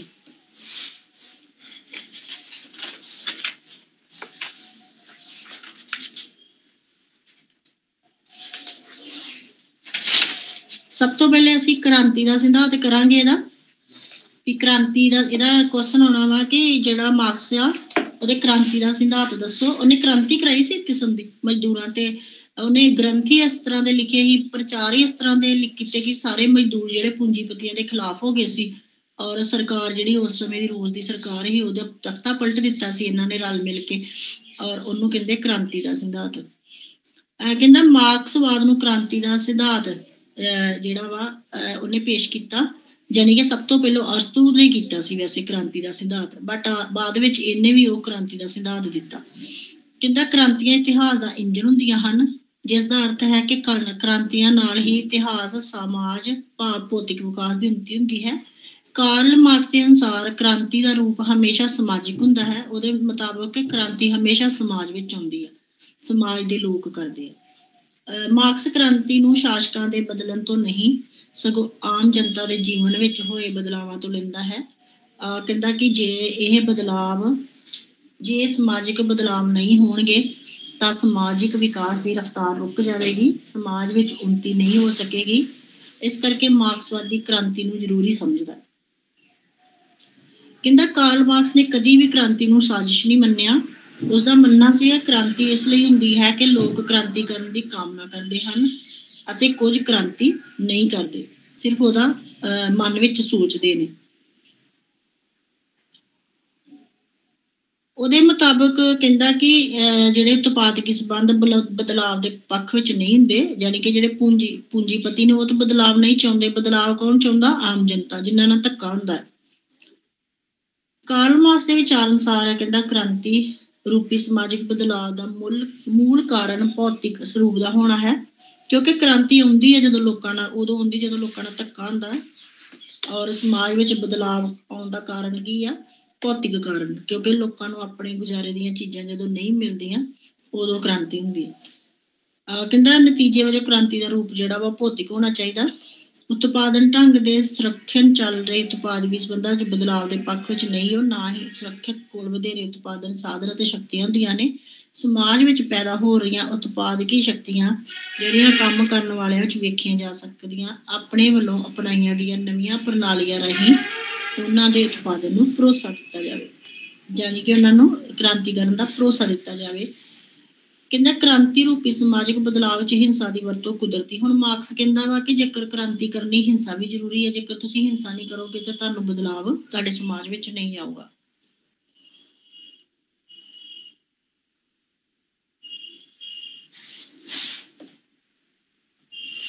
ਕਹਿੰਦਾ ਇਸ ਕਰਕੇ ਜਿੰਨੀ ਵੀ ਕ੍ਰਾਂਤੀ ਦੇ ਵਿੱਚ ਕੋਈ ਹਿੰਸਾ ਹੁੰਦੀ ਹੈ ਉਹਨੂੰ ਜ਼ਿਆਦਾ ਮਹੱਤਵ ਨਹੀਂ ਉਹ ਦਿੰਦਾ। ਉਹ ਕਹਿੰਦਾ ਇੱਥੇ ਸੁਭਾਵਕ ਕੀ ਆ, ਹੋਣੀ ਆ। ਇਹ ਸੀਗਾ ਉਹਦਾ ਕ੍ਰਾਂਤੀ ਦਾ ਸਿਧਾਂਤ। ਨੈਕਸਟ ਅੱਗੇ ਹੈਗਾ ਵਾ ਸਰਵਾਹਾ ਵਰਗ ਦੀ ਤਾਨਾਸ਼ਾਹੀ। ਉਹਨੇ ਨਾ ਜਿਹੜਾ ਇਤਿਹਾਸ ਸੀ ਨਾ ਉਹਨੂੰ ਸ਼ੁਰੂ ਤੋਂ ਦੱਸਿਆ ਕਿ ਕਿਸ ਤਰ੍ਹਾਂ ਇਤਿਹਾਸ ਸ਼ੁਰੂ ਹੋਇਆ। ਪਹਿਲੋਂ ਹੈਗਾ ਸੀ ਆਦਮ ਯੁੱਗ, ਜਿਹਦੇ ਵਿੱਚ ਆਦਮ ਯੁੱਗ ਸੀਗਾ, ਆਦਿਕਾਲ ਯੁੱਗ ਜਿਹਨੂੰ ਕਹਿੰਦੇ। ਫਿਰ ਆ ਗਿਆ ਗੁਲਾਮੀ ਦਾ ਯੁੱਗ, ਫਿਰ ਆ ਗਿਆ ਸਾਮਤਵਾਦ ਯੁੱਗ, ਯਾਨੀ ਕਿ ਸਾਮਤਵਾਦ ਵਿੱਚ ਜਿਹੜੇ ਭੂਮੀਆਂ ਦੇ ਮਾਲਕ ਹੁੰਦੇ ਸੀ ਉਹ ਗਰੀਬਾਂ ਉੱਤੇ ਰਾਜ ਕਰਦੇ ਸੀ। ਬਾਅਦ ਵਿੱਚ ਪੂੰਜੀਵਾਦੀ ਯੁੱਗ ਆ ਗਿਆ, ਪੂੰਜੀਪਤੀ ਮਜ਼ਦੂਰਾਂ ਤੇ ਰਾਜ ਕਰਨ ਲੱਗ ਗਏ। ਉਸ ਤੋਂ ਬਾਅਦ ਆ ਗਿਆ ਸਰਵਾਹਾ ਦੀ ਤਾਨਾਸ਼ਾਹੀ ਦਾ ਯੁੱਗ। ਇਹ ਸਰਵਾਹਾ ਦੀ ਤਾਨਾਸ਼ਾਹੀ ਦਾ ਯੁੱਗ ਉਹਨਾਂ ਨੇ ਸਪੈਸ਼ਲ ਪੁੱਛਿਆ, ਇਹਦੀ ਆਪਾਂ ਡਿਟੇਲ ਕਰਾਂਗੇ। ਕਹਿੰਦਾ ਪੂੰਜੀਵਾਦੀ ਸਮਾਜ ਤੋਂ ਬਾਅਦ ਅਤੇ ਸਾਮਵਾਦੀ ਸਮਾਜ ਤੋਂ ਪਹਿਲਾਂ। ਹੁਣ ਜਦੋਂ ਇਹਨੇ ਪੂੰਜੀਵਾਦੀ ਵਿਵਸਥਾ ਨੂੰ ਖਤਮ ਕੀਤਾ ਨਾ, ਯਾਨੀ ਕਿ ਆਪਣਾ ਅੰਦੋਲਨ ਕਰਕੇ, ਉਹਦੇ ਅਤੇ ਸਾਮਵਾਦੀ ਸਰਕਾਰ ਦੇ ਵਿੱਚ ਇੱਕ ਹੋਰ ਯੁੱਗ ਆਇਆ, ਸਰਵਾਹਾ ਯੁੱਗ ਜਿਹਨੂੰ ਆਪਾਂ ਕਹਿ ਸਕਦੇ। ਕਹਿੰਦਾ ਪਹਿਲਾਂ ਇੱਕ ਅਸਥਾਈ, ਯਾਨੀ ਕਿ ਪੂਰੀ ਤਰ੍ਹਾਂ ਨਹੀਂ ਉਹ ਟਿਕ ਸਕਿਆ, ਚਰਨ ਸਰਵਾਹਾ ਦੇ ਅਧਿਨਾਇਕਵਾਦ ਦਾ ਇੱਕ ਚਰਨ ਹੈ। ਮਾਰਕਸ ਅਨੁਸਾਰ ਸਰਵਾਹਾ ਦੇ ਅਧਿਨਾਇਕਵਾਦ ਦਾ ਅਰਥ ਸਰਵਾਹਾ ਦਾ ਸ਼ਾਸਨ ਭਾਵ ਸਮਾਜਵਾਦ ਹੈ। ਇਸ ਚਰਨ ਵਿੱਚ ਸਮਾਜ ਦਾ ਰੂਪ ਵਰਗ ਰਹਿਤ ਹੋ ਜਾਏਗਾ ਅਤੇ ਸਾਰੀ ਸੰਪत्ति ਜਨਤਕ ਸੰਪत्ति ਬਣ ਜਾਏਗੀ। ਹਰੇਕ ਆਦਮੀ ਨੂੰ ਉਸਦੀ ਯੋਗਤਾ ਅਨੁਸਾਰ ਕੰਮ ਮਿਲੇਗਾ। ਯਾਨੀ ਕਿ ਸਰਵਾਹਾ ਯੁੱਗ ਕੀ ਸੀ? ਸਾਮਵਾਦੀ ਯੁੱਗ ਤੋਂ ਆਉਣ ਵਾਲਾ ਪਹਿਲਾ ਯੁੱਗ ਸੀ। ਇਸੇ ਯੁੱਗ ਵਿੱਚ ਹੀ ਇਹਨਾਂ ਨੇ ਸੋਚਿਆ ਸੀ ਕਿ ਹੁਣ ਸਾਮਵਾਦੀ ਯੁੱਗ ਆਏਗਾ। ਸਾਮਵਾਦੀ ਯੁੱਗ ਵਿੱਚ ਕੋਈ ਅਨਿਆਂ ਨਹੀਂ ਹੋਊਗਾ, ਲੁੱਟ ਖਸੁੱਟ ਨਹੀਂ ਹੋਊਗੀ, ਸਾਰਿਆਂ ਨੂੰ ਉਸਦੀ ਬਰਾਬਰ ਯੋਗਤਾ ਦੇ ਅਨੁਸਾਰ ਕੰਮ ਮਿਲੇਗਾ, ਸਾਰਿਆਂ ਦੀ ਸੰਪत्ति ਬਰਾਬਰ ਹੋਏਗੀ, ਕਿਸੇ ਨੂੰ ਵੀ ਆਪਣੀ ਵੱਖਰੀ ਸੰਪत्ति ਬਣਾਉਣ ਦੀ ਆਗਿਆ ਨਹੀਂ ਹੋਊਗੀ। ਇਹ ਸੀਗਾ ਉਹਦਾ ਸਰਵਾਹਾ ਯੁੱਗ। ਕ੍ਰਾਂਤੀ ਦਾ ਸਿਧਾਂਤ ਅਸੀਂ ਪੜ੍ਹ ਲਿਆ। ਇਹ ਇੰਪੋਰਟੈਂਟ ਕੁਐਸਚਨ ਸੀਗੇ ਕਿ ਵਾਧੂ ਮੁੱਲ ਦਾ ਸਿਧਾਂਤ, ਵਰਗ ਸੰਘਰਸ਼। ਨੈਕਸਟ ਇਹਦਾ ਇੰਪੋਰਟੈਂਟ ਕੁਐਸਚਨ ਹੈਗਾ ਵਾ ਰਾਜ ਦੇ ਮਾਰਕਸਵਾਦੀ ਸਿਧਾਂਤ। ਮਾਰਕਸਵਾਦ ਦੇ ਅਨੁਸਾਰ ਰਾਜ ਕਿਹੋ ਜਿਹਾ ਹੋਣਾ ਚਾਹੀਦਾ? ਇਸ ਤਰ੍ਹਾਂ ਵੀ ਕੁਐਸਚਨ ਆ ਜਾਂਦਾ।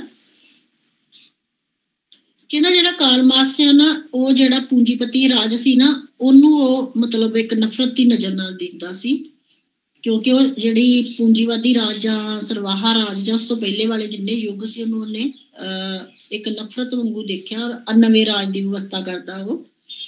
ਕਹਿੰਦਾ ਰਾਜ ਇੱਕ ਅਜਿਹੀ ਸੰਸਥਾ ਹੈ ਜਿਸ ਰਾਹੀਂ ਇੱਕ ਵਰਗ ਦੂਜੇ ਵਰਗ ਦਾ ਸ਼ੋਸ਼ਣ ਕਰਦਾ ਹੈ। ਔਰ ਮਾਰਕਸ ਨੇ ਰਾਜ ਨੂੰ ਪੂੰਜੀਪਤੀਆਂ ਦਾ ਕਾਰਜ ਸਾਧਕ ਮੰਨਿਆ।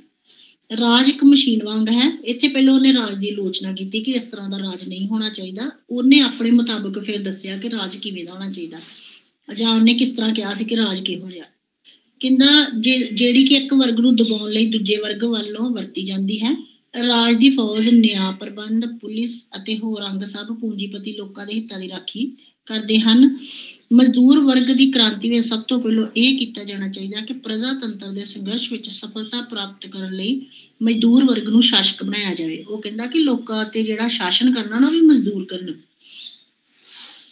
ਇਸ ਮਗਰੋਂ ਮਜ਼ਦੂਰ ਵਰਗ ਹੌਲੀ ਹੌਲੀ ਆਪਣੀ ਰਾਜਨੀਤਿਕ ਸੱਤਾ ਤੇ ਪ੍ਰਭੂਤਵਾ ਦੀ ਵਰਤੋਂ ਇਸ ਤਰ੍ਹਾਂ ਕਰੇ ਕਿ ਪੂੰਜੀਪਤੀਆਂ ਨੂੰ ਉਹਨਾਂ ਦੇ ਪੈਸੇ ਤੋਂ ਵਾਂਝਾ ਕਰ ਦੇਣ ਤੇ ਰਾਜ ਦੇ ਅਧਿਕਾਰ ਵਿੱਚ ਉਤਪਾਦਨ ਦੇ ਸਾਰੇ ਸਾਧਨਾਂ ਦਾ ਕੇਂਦਰੀਕਰਨ ਕਰਨਾ ਹੈ। ਉਹਨੇ ਕੀ ਕਿਹਾ ਸੀ ਕਿ ਜਿਹੜੇ ਮਜ਼ਦੂਰ ਆ ਸਾਰੇ ਪੂੰਜੀ ਜਿਹੜੀ ਪੂੰਜੀਪਤੀਆਂ ਕੋ ਖੋਹ ਲੈਣ ਤੇ ਆਪਣੇ ਨਾਮ ਤੇ ਕਰ ਲੈਣ। ਪਹਿਲਾਂ ਉਹਨੇ ਕਿਹਾ ਕਿ ਕੁਝ ਜਿਹੜੇ ਆਲੋਚਕ ਸੀ ਉਹਨਾਂ ਨੇ ਵੀ ਇਹਦੀ ਜਿਹੜੀ ਆਲੋਚਨਾ ਕੀਤੀ, ਕਿਉਂਕਿ ਉਹ ਨਹੀਂ ਸੀ ਚਾਹੁੰਦੇ ਕਿ ਪੂੰਜੀਪਤੀ ਜਿਹੜੇ ਆ ਉਹ ਮਜ਼ਦੂਰਾਂ ਦੇ ਹੱਥ ਦੀ ਕਠਪੁਤਲੀ ਰਹਿਣ। ਇਸ ਕਰਕੇ ਉਹਨਾਂ ਨੇ ਇਹ ਕਿਹਾ ਕਿ ਜਿਹੜਾ ਕਾਰਲ ਮਾਰਕਸ ਆ ਉਹ ਨਫ਼ਰਤ ਦੀ ਨਜ਼ਰ ਨਾਲ ਰਾਜ ਨੂੰ ਹਮੇਸ਼ਾ ਉਹਨੇ ਦੇਖਿਆ, ਇਸ ਕਰਕੇ ਉਹਨੇ ਰਾਜ ਨੂੰ ਹਮੇਸ਼ਾ ਬੁਰਾ ਹੀ ਕਿਹਾ, ਉਹਨੇ ਕਦੀ ਚੰਗਾ ਨਹੀਂ ਕਿਹਾ। ਕਹਿੰਦਾ ਰਾਜ ਇੱਕ ਵਰਗ ਸੰਸਥਾ ਹੈ। ਰਾਜ ਦੇ ਪਰੰਪਰਾਗਤ ਸਿਧਾਂਤ ਅਨੁਸਾਰ ਰਾਜ ਨੂੰ ਇੱਕ ਨਿਗਮਾਤਮਕ ਸੁਮਨ ਹੈ ਜਿਹੜਾ ਮਨੁੱਖ ਦੀ ਭਲਾਈ ਲਈ ਕੰਮ ਕਰਦਾ ਹੈ। ਔਰ ਪਰੰਤੂ ਮਾਰਕਸ ਰਾਜ ਦੀ ਇਸ ਪਰੰਪਰਾਗਤ ਧਾਰਨਾ ਨੂੰ ਨਹੀਂ ਮੰਨਦਾ। ਮਾਰਕਸ ਦੇ ਵਿਚਾਰ ਵਿੱਚ ਇੱਕ ਰਾਜ ਇੱਕ ਵਰਗ ਸੰਸਥਾ ਹੈ ਜਿਹੜੀ ਇੱਕ ਵਰਗ ਦਾ ਦੂਜੇ ਵਰਗ ਦੁਆਰਾ ਸ਼ੋਸ਼ਣ ਕਰਨ ਵਿੱਚ ਮਦਦ ਕਰਦੀ ਹੈ। ਰਾਜ ਸਿਰਫ ਇਹੋ ਜਿਹੀ ਮਸ਼ੀਨ ਹੈ ਜਿਹੜੀ ਕਿ ਦੂਜੇ ਵਰਗ ਨੂੰ ਪੀਸਦੀ ਆ। ਨੈਕਸਟ ਆ ਗਿਆ ਰਾਜ ਹਿੰਸਾਤਮਕ ਸੰਸਥਾ ਹੈ। ਜਿਹੜਾ ਕਾਰਲ ਮਾਰਕਸ ਸੀ ਉਹ ਰਾਜ ਨੂੰ ਇੱਕ ਹਿੰਸਾਤਮਕ ਸੰਸਥਾ ਮੰਨਦਾ ਹੈ, ਕਿਉਂਕਿ ਉਹਦੇ ਅਨੁਸਾਰ ਜਿਹੜਾ ਰਾਜ ਆ ਉਹ ਕਮਜ਼ੋਰਾਂ ਦੇ ਉੱਤੇ ਹਿੰਸਾ ਦਾ ਰੂਪ ਵੀ ਧਾਰਨ ਕਰਦਾ ਹੈ। ਦਮਨ ਕਰਨ ਦੀ ਹਿੰਸਾ ਦੀ ਵਰਤੋਂ ਕੀਤੀ ਜਾਂਦੀ, ਲੋਕਾਂ ਨੂੰ ਦਬਾਉਣ ਵਾਸਤੇ ਰਾਜ ਵੱਲੋਂ ਹਿੰਸਾ ਦੀ ਵਰਤੋਂ ਕੀਤੀ ਜਾਂਦੀ ਹੈ। ਰਾਜ ਦੇ ਸਾਰੇ ਅੰਗਾਂ ਤੇ ਸੰਸਥਾਵਾਂ ਦਾ ਸੁਭਾਅ ਹਿੰਸਾਤਮਕ ਹੈ, ਕਿਉਂਕਿ ਜਿੰਨੀਆਂ ਵੀ ਇਸ ਰਾਜ ਦੇ ਵਿੱਚ ਫੌਜ ਆ, ਪੁਲਿਸ ਆ, ਕਾਨੂੰਨ ਆ, ਅਦਾਲਤਾਂ ਸਾਰੀਆਂ ਪੂੰਜੀਪਤੀਆਂ ਦੇ ਹੱਥਾਂ ਵਿੱਚ ਵਿਕੀਆਂ ਹੀ ਹੈ। ਨੈਕਸਟ ਆ ਜੋ ਰਾਜ ਇੱਕ ਅਸਥਾਈ ਸੰਸਥਾ। ਕਹਿੰਦਾ ਉਹਦੇ ਮੁਤਾਬਕ ਰਾਜ ਇੱਕ ਸਥਾਈ ਸੰਸਥਾ ਨਹੀਂ ਆ, ਇਹ ਅਸਥਾਈ ਆ। ਜਦੋਂ ਮਜ਼ਦੂਰ ਕ੍ਰਾਂਤੀ ਕਰਨਗੇ ਤੇ ਇਸ ਤਰ੍ਹਾਂ ਦੇ ਰਾਜ ਦਾ ਨਾਸ਼ ਕਰ ਦੇਣਗੇ, ਫਿਰ ਸਰਵਾਹਾ ਵਰਗ ਦੇ ਹੱਥ ਵਿੱਚ ਸਾਰੀ ਜਿਹੜੀ ਰਾਜ ਆ ਜਾਏਗਾ। ਨੈਕਸਟ ਉਹਨੇ ਕਿਹਾ ਰਾਜ ਇੱਕ ਮਨੁੱਖ ਦੀ ਬਣਾਈ ਸੰਸਥਾ ਵਾ। ਰਾਜ ਕੋਈ ਕੁਦਰਤੀ ਨਹੀਂ ਸਗੋਂ ਇੱਕ ਬਨਾਵਟੀ ਸੰਸਥਾ ਹੈ।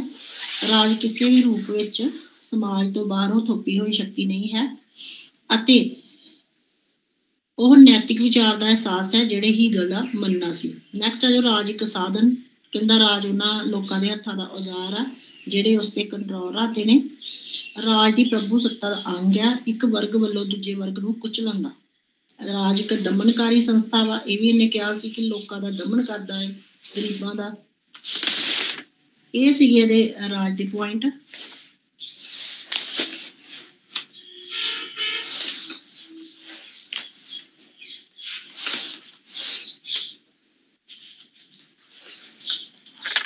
ਨੈਕਸਟ ਇੱਕ ਆਈ ਹੈਗੀ ਆ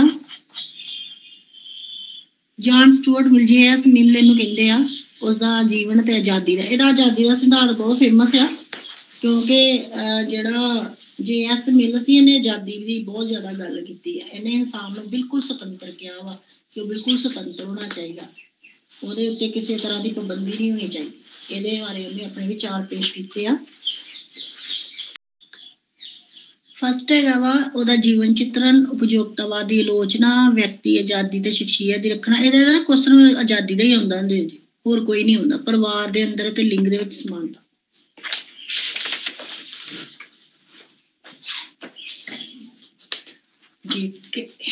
JS ਮਿਲ।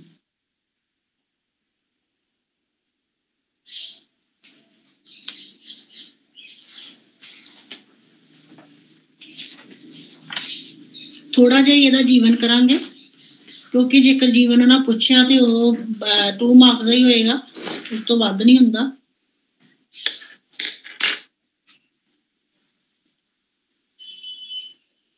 ਕਹਿੰਦਾ ਜਿਹੜਾ JS ਮਿਲ ਹੈ ਉਹਦਾ ਜਨਮ ਜਿਹੜਾ ਉਹਨੂੰ ਜੌਨ ਸਟੂਅਰਟ ਮਿਲ ਕਹਿੰਦੇ, ਉਹਦਾ ਜਨਮ ਜਿਹੜਾ ਵਾ ਲੰਡਨ ਵਿੱਚ ਇੰਗਲੈਂਡ 'ਚ ਹੋਇਆ 1806 ਈਸਵੀ ਵਿੱਚ। ਔਰ JS ਮਿਲ ਨੇ ਬਹੁਤ ਘੱਟ ਸਮੇਂ ਵਿੱਚ ਹੀ ਹੋਮਰ, ਥਿਊਸੀਡਾਈਡਸ ਐਂਡ ਅਰਿਸਟੋਫੇਨਸ ਆਦਿ ਵਿਚਾਰਕਾਂ ਨੂੰ ਪੜ੍ਹ ਲਿਆ। 11 ਸਾਲ ਦੀ ਉਮਰ ਵਿੱਚ ਉਸਨੂੰ ਲਿਵੀ ਦੁਆਰਾ ਲਾਤੀਨੀ ਭਾਸ਼ਾ ਵਿੱਚ ਲਿਖਿਆ ਰੋਮਨ ਸ਼ਾਸਨ ਦਾ ਇਤਿਹਾਸ ਪੜ੍ਹਨ ਨੂੰ ਕਿਹਾ ਗਿਆ। ਉਹਨੇ ਉਹ ਵੀ ਪੜ੍ਹ ਲਿਆ। ਉਹ ਬਹੁਤ ਹੀ ਤੇਜ਼ ਬੁੱਧੀ ਦਾ ਸੀ।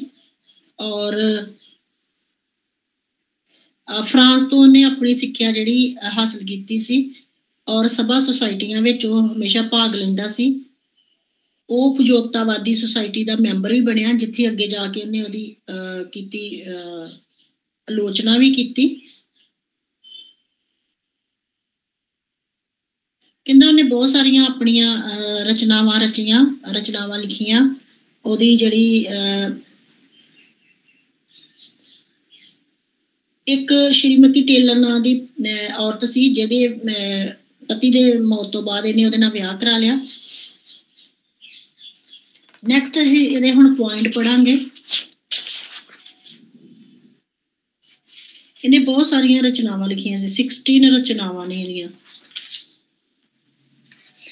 ਇਹਨੇ ਸਭ ਤੋਂ ਪਹਿਲਾਂ ਬੈਂਥਮ ਨੇ ਇੱਕ ਸਿਧਾਂਤ ਦਿੱਤਾ ਸੀ ਨਾ ਉਪਯੋਗਤਾਵਾਦ ਦਾ, ਉਹਦਾ ਇਹਨੇ ਵਿਰੋਧ ਕੀਤਾ, ਉਹਦੇ 'ਚ ਸੋਧ ਕੀਤੀ ਆ। ਇਹਦੇ ਮੁਤਾਬਕ ਆਪਾਂ JS ਮਿਲ ਦਾ ਵੀ ਉਪਯੋਗਤਾਵਾਦ ਦਾ ਅਰਥ ਪੜ੍ਹ ਲਾਂਗੇ ਕਿਉਂਕਿ ਉਹਨੇ ਕਿਹਾ ਸੀ ਨਾ ਵਰਤਨਯੋਗ ਚੀਜ਼ਾਂ ਜਿਹੜੀਆਂ ਸਾਡੇ ਉਪਯੋਗ ਵਿੱਚ ਆਉਂਦੀਆਂ ਉਹਨੂੰ ਉਹਨੇ ਬੈਂਥਮ ਨੇ ਕਿਹਾ ਸੀ ਕਿ ਉਹਨੂੰ ਉਪਯੋਗਤਾਵਾਦ ਕਹਿੰਦੇ। ਇਹਨੇ ਥੋੜਾ ਜਿਹਾ ਅਲੱਗ ਦਿੱਤੀ ਆਪਣੀ ਪਰਿਭਾਸ਼ਾ।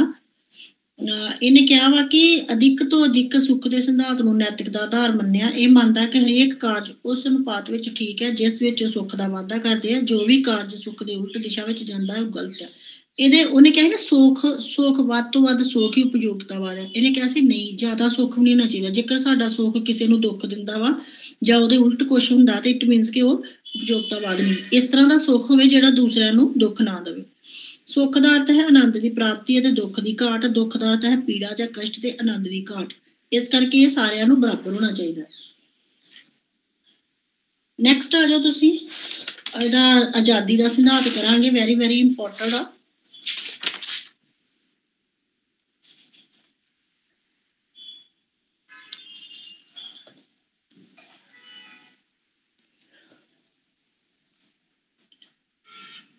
ਟੈਨ ਮਾਰਕਸ ਦਾ ਕੁਐਸਚਨ ਹੈ ਕਿ ਜਿਹੜਾ JS ਮਿਲ ਸੀ ਉਹਦੀ ਸੁਤੰਤਰਤਾ ਸੰਬੰਧੀ ਧਾਰਨਾ ਦੱਸੋ। ਤੇ ਉਹਨੇ ਕਿਹਾ ਸੀਗਾ ਕਿ ਉਹਦੇ ਇੱਕ ਬੁੱਕ ਲਿਖੀ ਸੀ ਸੁਤੰਤਰਤਾ ਤੇ ਨਿਬੰਧ। ਉਹਨੇ ਵਿਅਕਤੀਗਤ ਸੁਤੰਤਰਤਾ ਤੇ ਬਹੁਤ ਹੀ ਜ਼ਿਆਦਾ ਪੱਖ ਪੂਰਿਆ। ਉਹਨੇ ਕਿਹਾ ਕਿ ਵਿਅਕਤੀਗਤ ਸੁਤੰਤਰਤਾ ਹੋਣੀ ਚਾਹੀਦੀ ਆ। ਉਹਨੇ ਵਿਅਕਤੀਗਤ ਸੁਤੰਤਰਤਾ ਨੂੰ ਉਹਦੀ ਸੰਪਤੀ ਦੱਸਿਆ ਇਨਸਾਨ ਦੀ, ਕਿ ਜੇਕਰ ਉਹਦੇ ਕੋਲ ਆਪਣੀ ਸੁਤੰਤਰਤਾ ਹੀ ਨਹੀਂ ਹੈਗੀ ਤੇ ਫਿਰ ਇਟ ਮੀਨਸ ਕਿ ਉਹਦੀ ਸੰਪਤੀ ਕੁਛ ਵੀ ਨਹੀਂ ਹੈਗੀ। ਉਹਨੂੰ ਆਪਣੇ ਸਰੀਰ ਨੂੰ ਆਪਣੇ ਮੁਤਾਬਕ ਚਲਾਉਣ ਦਾ ਪੂਰਾ ਅਧਿਕਾਰ ਹੋਣਾ ਚਾਹੀਦਾ ਹੈ। ਕਹਿੰਦਾ ਮਿਲ ਦੁਆਰਾ ਸੁਤੰਤਰਤਾ ਤੇ ਲਿਖਿਆ ਗਿਆ ਨਿਬੰਧ ਵਿਚਾਰਾਂ ਦੀ ਸੁਤੰਤਰਤਾ ਤੋਂ ਸਭ ਤੋਂ ਪ੍ਰਸਿੱਧ ਪ੍ਰਗਟਾਵਾ ਹੈ ਅਤੇ ਵਿਚਾਰਾਂ ਦੀ ਸਹਿਣਸ਼ੀਲਤਾ ਤੇ ਸਭ ਤੋਂ ਵੱਧ ਪ੍ਰਭਾਵਸ਼ਾਲੀ ਹੈ। ਉਹਦੇ ਮੁਤਾਬਕ ਇਨਸਾਨ ਨੂੰ ਆਪਣੇ ਵਾਸਤੇ ਕੁਝ ਵੀ ਵਿਚਾਰ ਪੇਸ਼ ਕਰਨ ਦੀ ਇਜਾਜ਼ਤ ਹੋਣੀ ਚਾਹੀਦੀ ਹੈ। ਉਹਦੇ ਵਿਚਾਰਾਂ ਨੂੰ ਦਬਾਇਆ ਨਹੀਂ ਜਾਣਾ ਚਾਹੀਦਾ। ਮਿਲ ਦੇ ਸਮਾਜ ਵਿੱਚ ਹਰੇਕ ਵਿਅਕਤੀ ਨੂੰ ਸੁਤੰਤਰਤਾ ਦਾ ਅਧਿਕਾਰ ਪ੍ਰਦਾਨ ਕਰਨ ਦੀ ਵਕਾਲਤ ਕੀਤੀ, ਪਰੰਤੂ ਉਹਨਾਂ ਅਨੁਸਾਰ ਸੁਤੰਤਰਤਾ ਦਾ ਅਰਥ ਮਨਮਾਨੀ ਕਦੇ ਵੀ ਨਹੀਂ। ਕਹਿੰਦਾ ਪਰ ਉਹਨੇ ਨਾਲ ਇਹ ਵੀ ਰੋਕ ਲਗਾਈ ਆ ਕਿ ਸੁਤੰਤਰਤਾ ਦਾ ਭਾਵ ਇਹ ਨਹੀਂ ਕਿ ਅਸੀਂ ਆਪਣੀਆਂ ਮਨਮਾਨੀਆਂ ਕਰੀਏ ਜਾਨਵਰਾਂ ਨੂੰ। ਕਹਿੰਦਾ ਮਿਲ ਨੇ ਸਮਾਜ ਵਿੱਚ ਪਾਈਆਂ ਜਾਣ ਵਾਲੀਆਂ ਵਿਭਿੰਨਤਾਵਾਂ ਨੂੰ ਸਵੀਕਾਰ ਕੀਤਾ ਅਤੇ ਉਹ ਹਰੇਕ ਵਿਅਕਤੀ ਦੀ ਆਪਣੀ ਇੱਛਾ ਅਨੁਸਾਰ ਆਪਣੇ ਵਿਅਕਤੀਤਵ ਦਾ ਵਿਕਾਸ ਕਰਨ ਦੀ ਛੁੱਟ ਦੇਣ ਦੇ ਪੱਖ ਵਿੱਚ ਆ। ਉਹਦੇ ਕਹਿਣ ਦਾ ਭਾਵ ਸੀ ਕਿ ਕਦੀ ਵੀ ਵਿਅਕਤੀ ਦੇ ਵਿਅਕਤੀਤਵ ਨੂੰ ਦਬਾਇਆ ਨਾ ਜਾਵੇ। ਉਹਨੂੰ ਆਪਣੀ ਮਨ ਮਰਜ਼ੀ ਨਾਲ ਆਪਣੇ ਜੀਵਨ ਦਾ ਵਿਕਾਸ ਕਰਨ ਦੀ ਛੋਟ ਹੋਣੀ ਚਾਹੀਦੀ ਹੈ। ਜਿਸ ਤਰ੍ਹਾਂ ਹੁਣ ਕਈ ਆਪਣੇ ਬੱਚਿਆਂ ਦਾ ਵਿਕਾਸ ਜਿਹੜਾ ਰੋਕ ਦਿੰਦੇ ਕਿ ਨਹੀਂ ਤੂੰ ਆਹ ਕੰਮ ਨਹੀਂ ਕਰਨਾ, ਤੂੰ ਸਿਰਫ ਪੜ੍ਹਨਾ ਵਾ, ਤੂੰ ਐਕਟਿੰਗ 'ਚ ਨਹੀਂ ਜਾਣਾ, ਤੂੰ ਸਿੰਗਰ ਨਹੀਂ ਬਣਨਾ, ਤੂੰ ਪਲੇਅਰ ਨਹੀਂ ਬਣਨਾ। ਤੇ ਉਹਦੇ ਨਾਲ ਕੀ ਹੁੰਦਾ, ਉਹਦਾ ਵਿਅਕਤੀਤਵ ਜਿਹੜਾ ਉਹ ਘੁੱਟਿਆ ਜਾਂਦਾ, ਉਹਦਾ ਵਿਕਾਸ ਸਹੀ ਨਹੀਂ ਹੁੰਦਾ। ਇੰਨੀ ਤੇ ਉਹਨੂੰ ਸੁਤੰਤਰਤਾ ਹੋਣੀ ਚਾਹੀਦੀ ਕਿ ਉਹ ਆਪਣੀ ਜ਼ਿੰਦਗੀ ਨੂੰ ਆਪਣੇ ਤਰੀਕੇ ਨਾਲ ਜੀ ਸਕੇ ਜਾਂ ਆਪਣਾ ਕੋਈ ਵੀ ਉਹਦਾ ਗੋਲ ਹੈ ਉਹਨੂੰ ਪ੍ਰਾਪਤ ਕਰ ਸਕੇ। ਕਹਿੰਦਾ ਮਿਲ ਨੇ ਸਮਾਜ ਦੀ ਉੱਨਤੀ ਅਤੇ ਉਸ ਵਿੱਚ ਗਤੀ ਬਣਾਈ ਰੱਖਣ ਲਈ ਵਿਭਿੰਨਤਾਵਾਂ ਦੀ ਆਵਸ਼ਕਤਾ ਨੂੰ ਸਵੀਕਾਰ ਕੀਤਾ। ਕਹਿੰਦਾ ਉਹਦੇ ਮੁਤਾਬਿਕ ਭਾਵੇਂ ਸਮਾਜ ਵਿੱਚ ਵੱਖ-ਵੱਖ ਤਰ੍ਹਾਂ ਦੇ ਲੋਕ ਨੇ, ਵੱਖ-ਵੱਖ ਤਰ੍ਹਾਂ ਦਾ ਵਖਰੇਵਾ ਵਾ, ਉਹਨੂੰ ਉਹਨੇ ਕਿਹਾ ਸੀ ਜ਼ਰੂਰੀ ਆ, ਹੋਣਾ ਚਾਹੀਦਾ ਹੈ। ਨੈਕਸਟ ਮਿਲ ਨੇ ਸਾਰੀਆਂ ਤਰ੍ਹਾਂ ਦੀਆਂ ਸੁਤੰਤਰਤਾ ਵਿੱਚ ਵਿਚਾਰਾਂ ਦੇ ਪ੍ਰਗਟਾਵੇ ਦੀ ਅਭਿਵਿਅਕਤੀ ਦੀ ਸੁਤੰਤਰਤਾ ਨੂੰ ਸਭ ਤੋਂ ਮਹੱਤਵਪੂਰਨ ਸਥਾਨ ਦਿੱਤਾ। ਉਹਨੇ ਕਿਹਾ ਸੀ ਕਿ ਸਾਰੇ ਤਰ੍ਹਾਂ ਦੀਆਂ ਸੁਤੰਤਰਤਾ ਤੋਂ ਇਲਾਵਾ ਇਨਸਾਨ ਨੂੰ ਆਪਣੇ ਬਾਰੇ ਸੋਚਣ ਤੇ ਆਪਣੇ ਮਨ ਦੇ ਜਿਹੜੇ ਵਿਚਾਰ ਹੈ ਉਹ ਪ੍ਰਗਟ ਕਰਨ ਦਾ ਪੂਰਾ ਅਧਿਕਾਰ ਆ।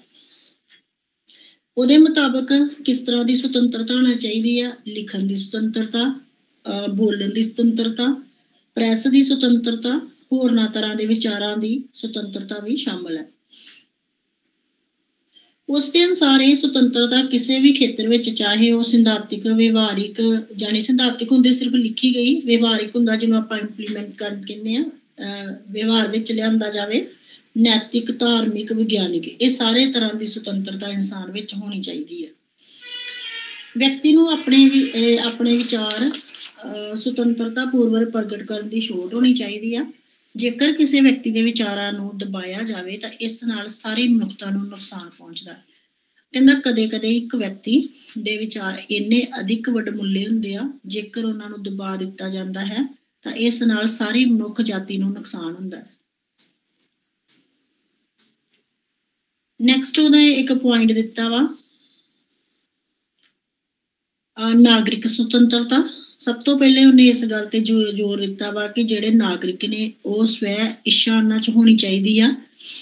ਉਹਨਾਂ ਦੇ ਉੱਤੇ ਸਮਾਜ ਦੇ ਨਿਯੰਤਰਣ ਵਿੱਚ ਰਹਿ ਕੇ ਉਹਨਾਂ ਦੀ ਜਿਹੜੀ ਵਿਕਾਸ ਨਹੀਂ ਹੋ ਸਕਦਾ। ਜੇਕਰ ਵਿਅਕਤੀ ਮਨਮਾਨੇ ਢੰਗ ਨਾਲ ਸੁਤੰਤਰਤਾ ਦਾ ਉਪਯੋਗ ਕਰਨ ਲੱਗੇਗਾ ਤੇ ਇਸ ਨਾਲ ਹੋਰਨਾਂ ਲੋਕਾਂ ਦੀ ਸੁਤੰਤਰਤਾ ਨੂੰ ਸੱਟ ਪਹੁੰਚੇਗੀ। ਕਹਿਣ ਦਾ ਭਾਵ ਕਿ ਬਿਲਕੁਲ ਵੀ ਉਹ ਸਮਾਜ ਦੇ ਨਿਯੰਤਰਣ ਤੋਂ ਬਾਹਰ ਨਹੀਂ ਜਾਣਾ ਚਾਹੀਦਾ। ਜੇਕਰ ਉਹਦੇ ਸੁਤੰਤਰਤਾ ਦੇ ਨਾਲ ਕਿਸੇ ਹੋਰ ਦੀ ਸੁਤੰਤਰਤਾ ਨੂੰ ਠੇਸ ਪਹੁੰਚਦੀ ਹੈ ਤਾਂ ਇਹ ਜਿਹੜੀ ਆ ਉਹਦੀ ਸੁਤੰਤਰਤਾ ਸਹੀ ਨਹੀਂ ਆ।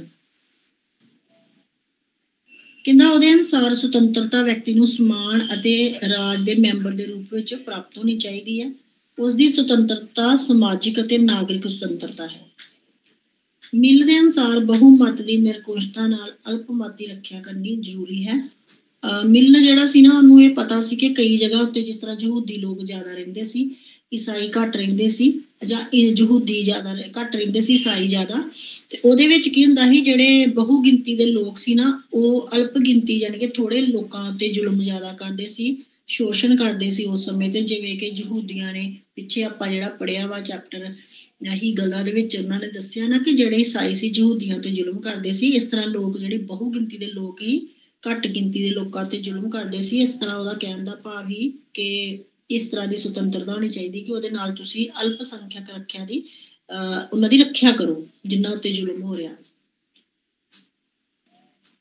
ਕਹਿੰਦਾ ਕਿ ਉਹਨੇ ਲੋਕਤੰਤਰ ਵਿੱਚ ਬਹੁਮਤ ਨਿਰੰਕੁਸ਼ ਹੋ ਜਾਂਦਾ ਹੈ। ਸਰਕਾਰ ਦੀ ਉਪੇਖਿਆ ਇੱਕ ਅਸਹਿਣਸ਼ੀਲ ਸਮਾਜ ਦੀ ਨਿਰੰਕੁਸ਼ਤਾ ਨੂੰ ਰੋਕਣਾ ਬਹੁਤ ਕਠਿਨ ਹੈ, ਕਿਉਂਕਿ ਸਮਾਜ ਦੇ ਦੇਸ਼ਾਂ ਦਾ ਉਲੰਘਣ ਕਰਨਾ ਬਹੁਤ ਔਖਾ ਹੈ। ਇਹ ਰਾਜ ਅਤੇ ਸਰਕਾਰ ਦੇ ਦਮਨ ਤੋਂ ਵੀ ਭਿਅੰਕਰ ਹੁੰਦਾ ਹੈ।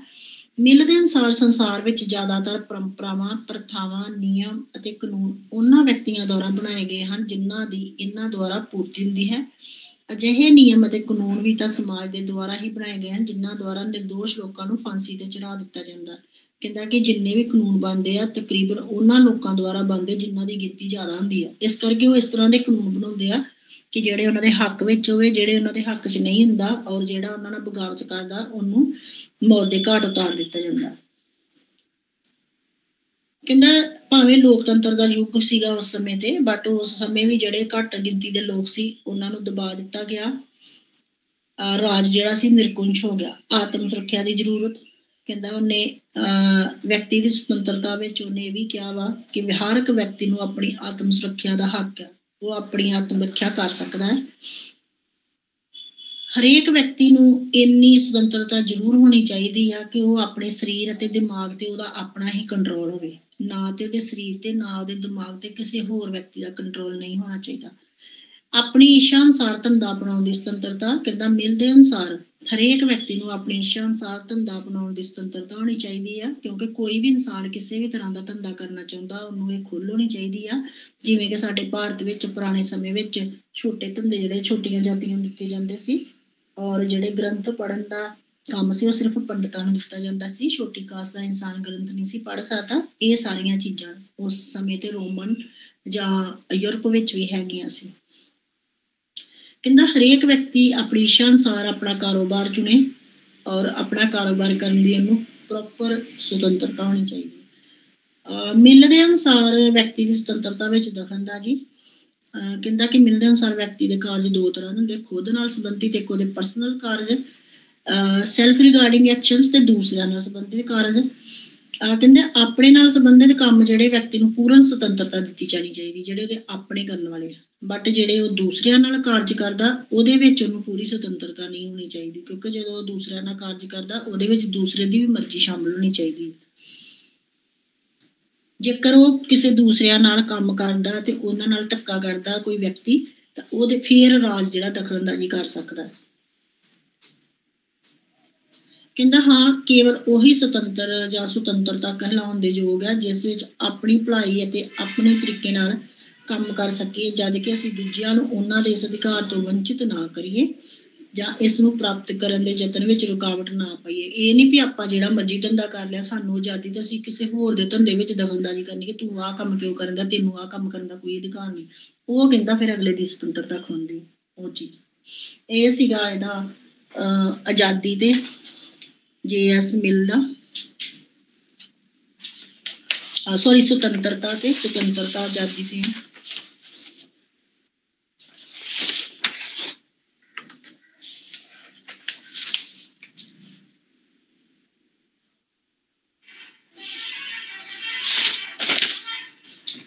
very important question je।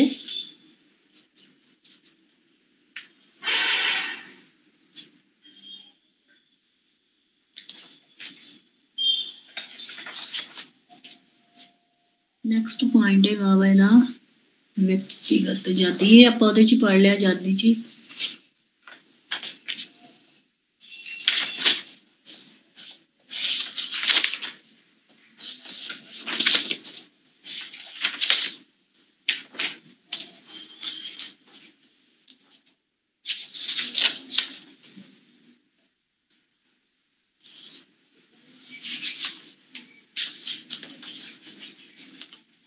ਇਹਦੇ ਵਿੱਚ ਇਹੀ ਇੰਪੋਰਟੈਂਟ ਕੁਐਸਚਨ ਸੀਗਾ। ਨੈਕਸਟ ਇਕਾਈ ਹੈਗੀ ਆ ਫਿਰ JS ਮਿਲਦਾ ਹੀ ਆ। ਹੁਣ ਉਹਦੇ ਚੈਪਟਰ 'ਚ ਦੇਖਦੇ ਕਿ ਹੈਗਾ ਲੋਕਤੰਤਰ ਪ੍ਰਤੀਨਿਧੀ ਸਰਕਾਰ। ਇਹ 2 ਮਾਰਕਸ ਦਾ ਕੁਐਸਚਨ ਹੋਣਾ ਜੇ।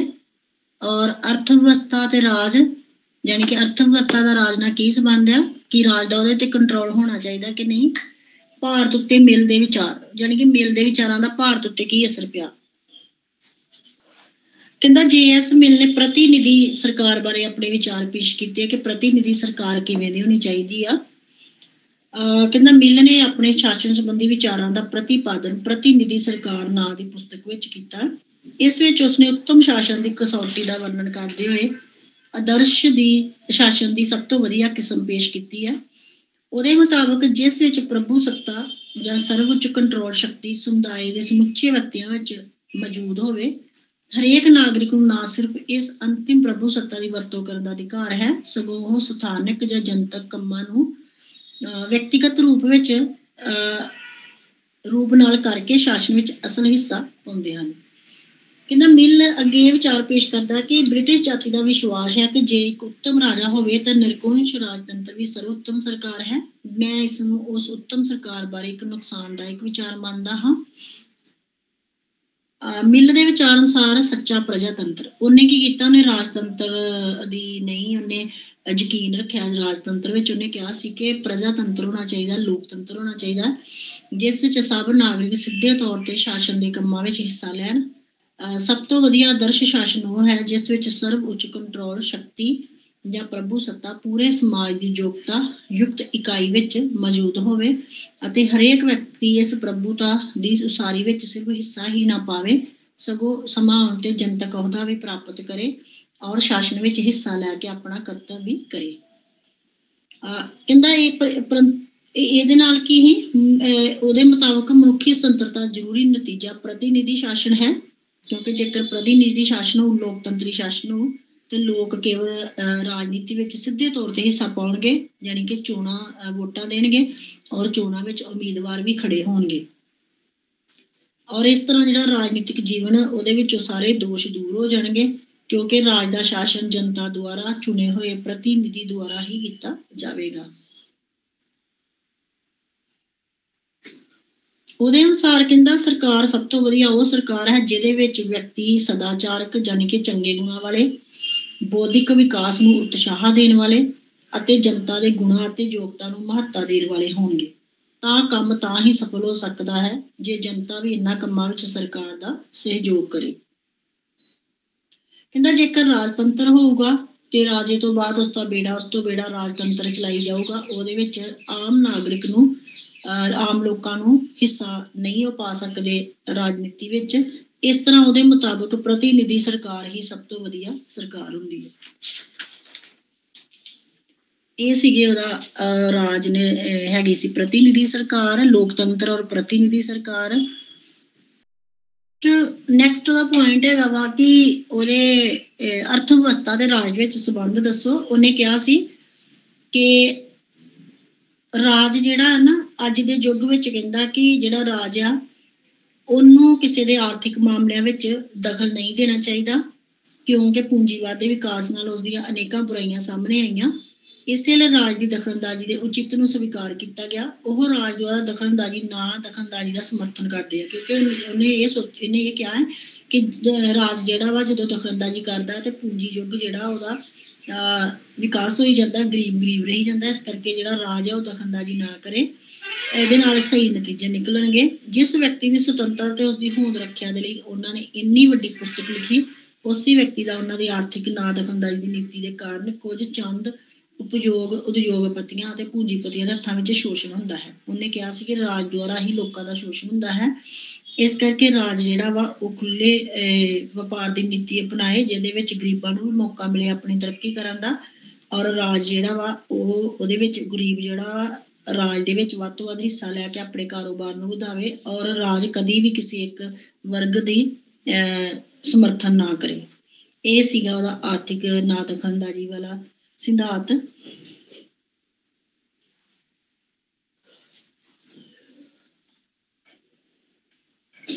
ਇੱਥੇ ਜਿਹੜਾ ਤੁਹਾਡੀ ਬੁੱਕ ਖਤਮ ਹੋ ਜਾਂਦੀ ਆ। Western political thoughts very important question ਸੀ ਜਿਹੜੇ ਮੈਂ ਤੁਹਾਨੂੰ ਦੱਸ ਦਿੱਤੇ ਆ। Okay, bye bye, thank you.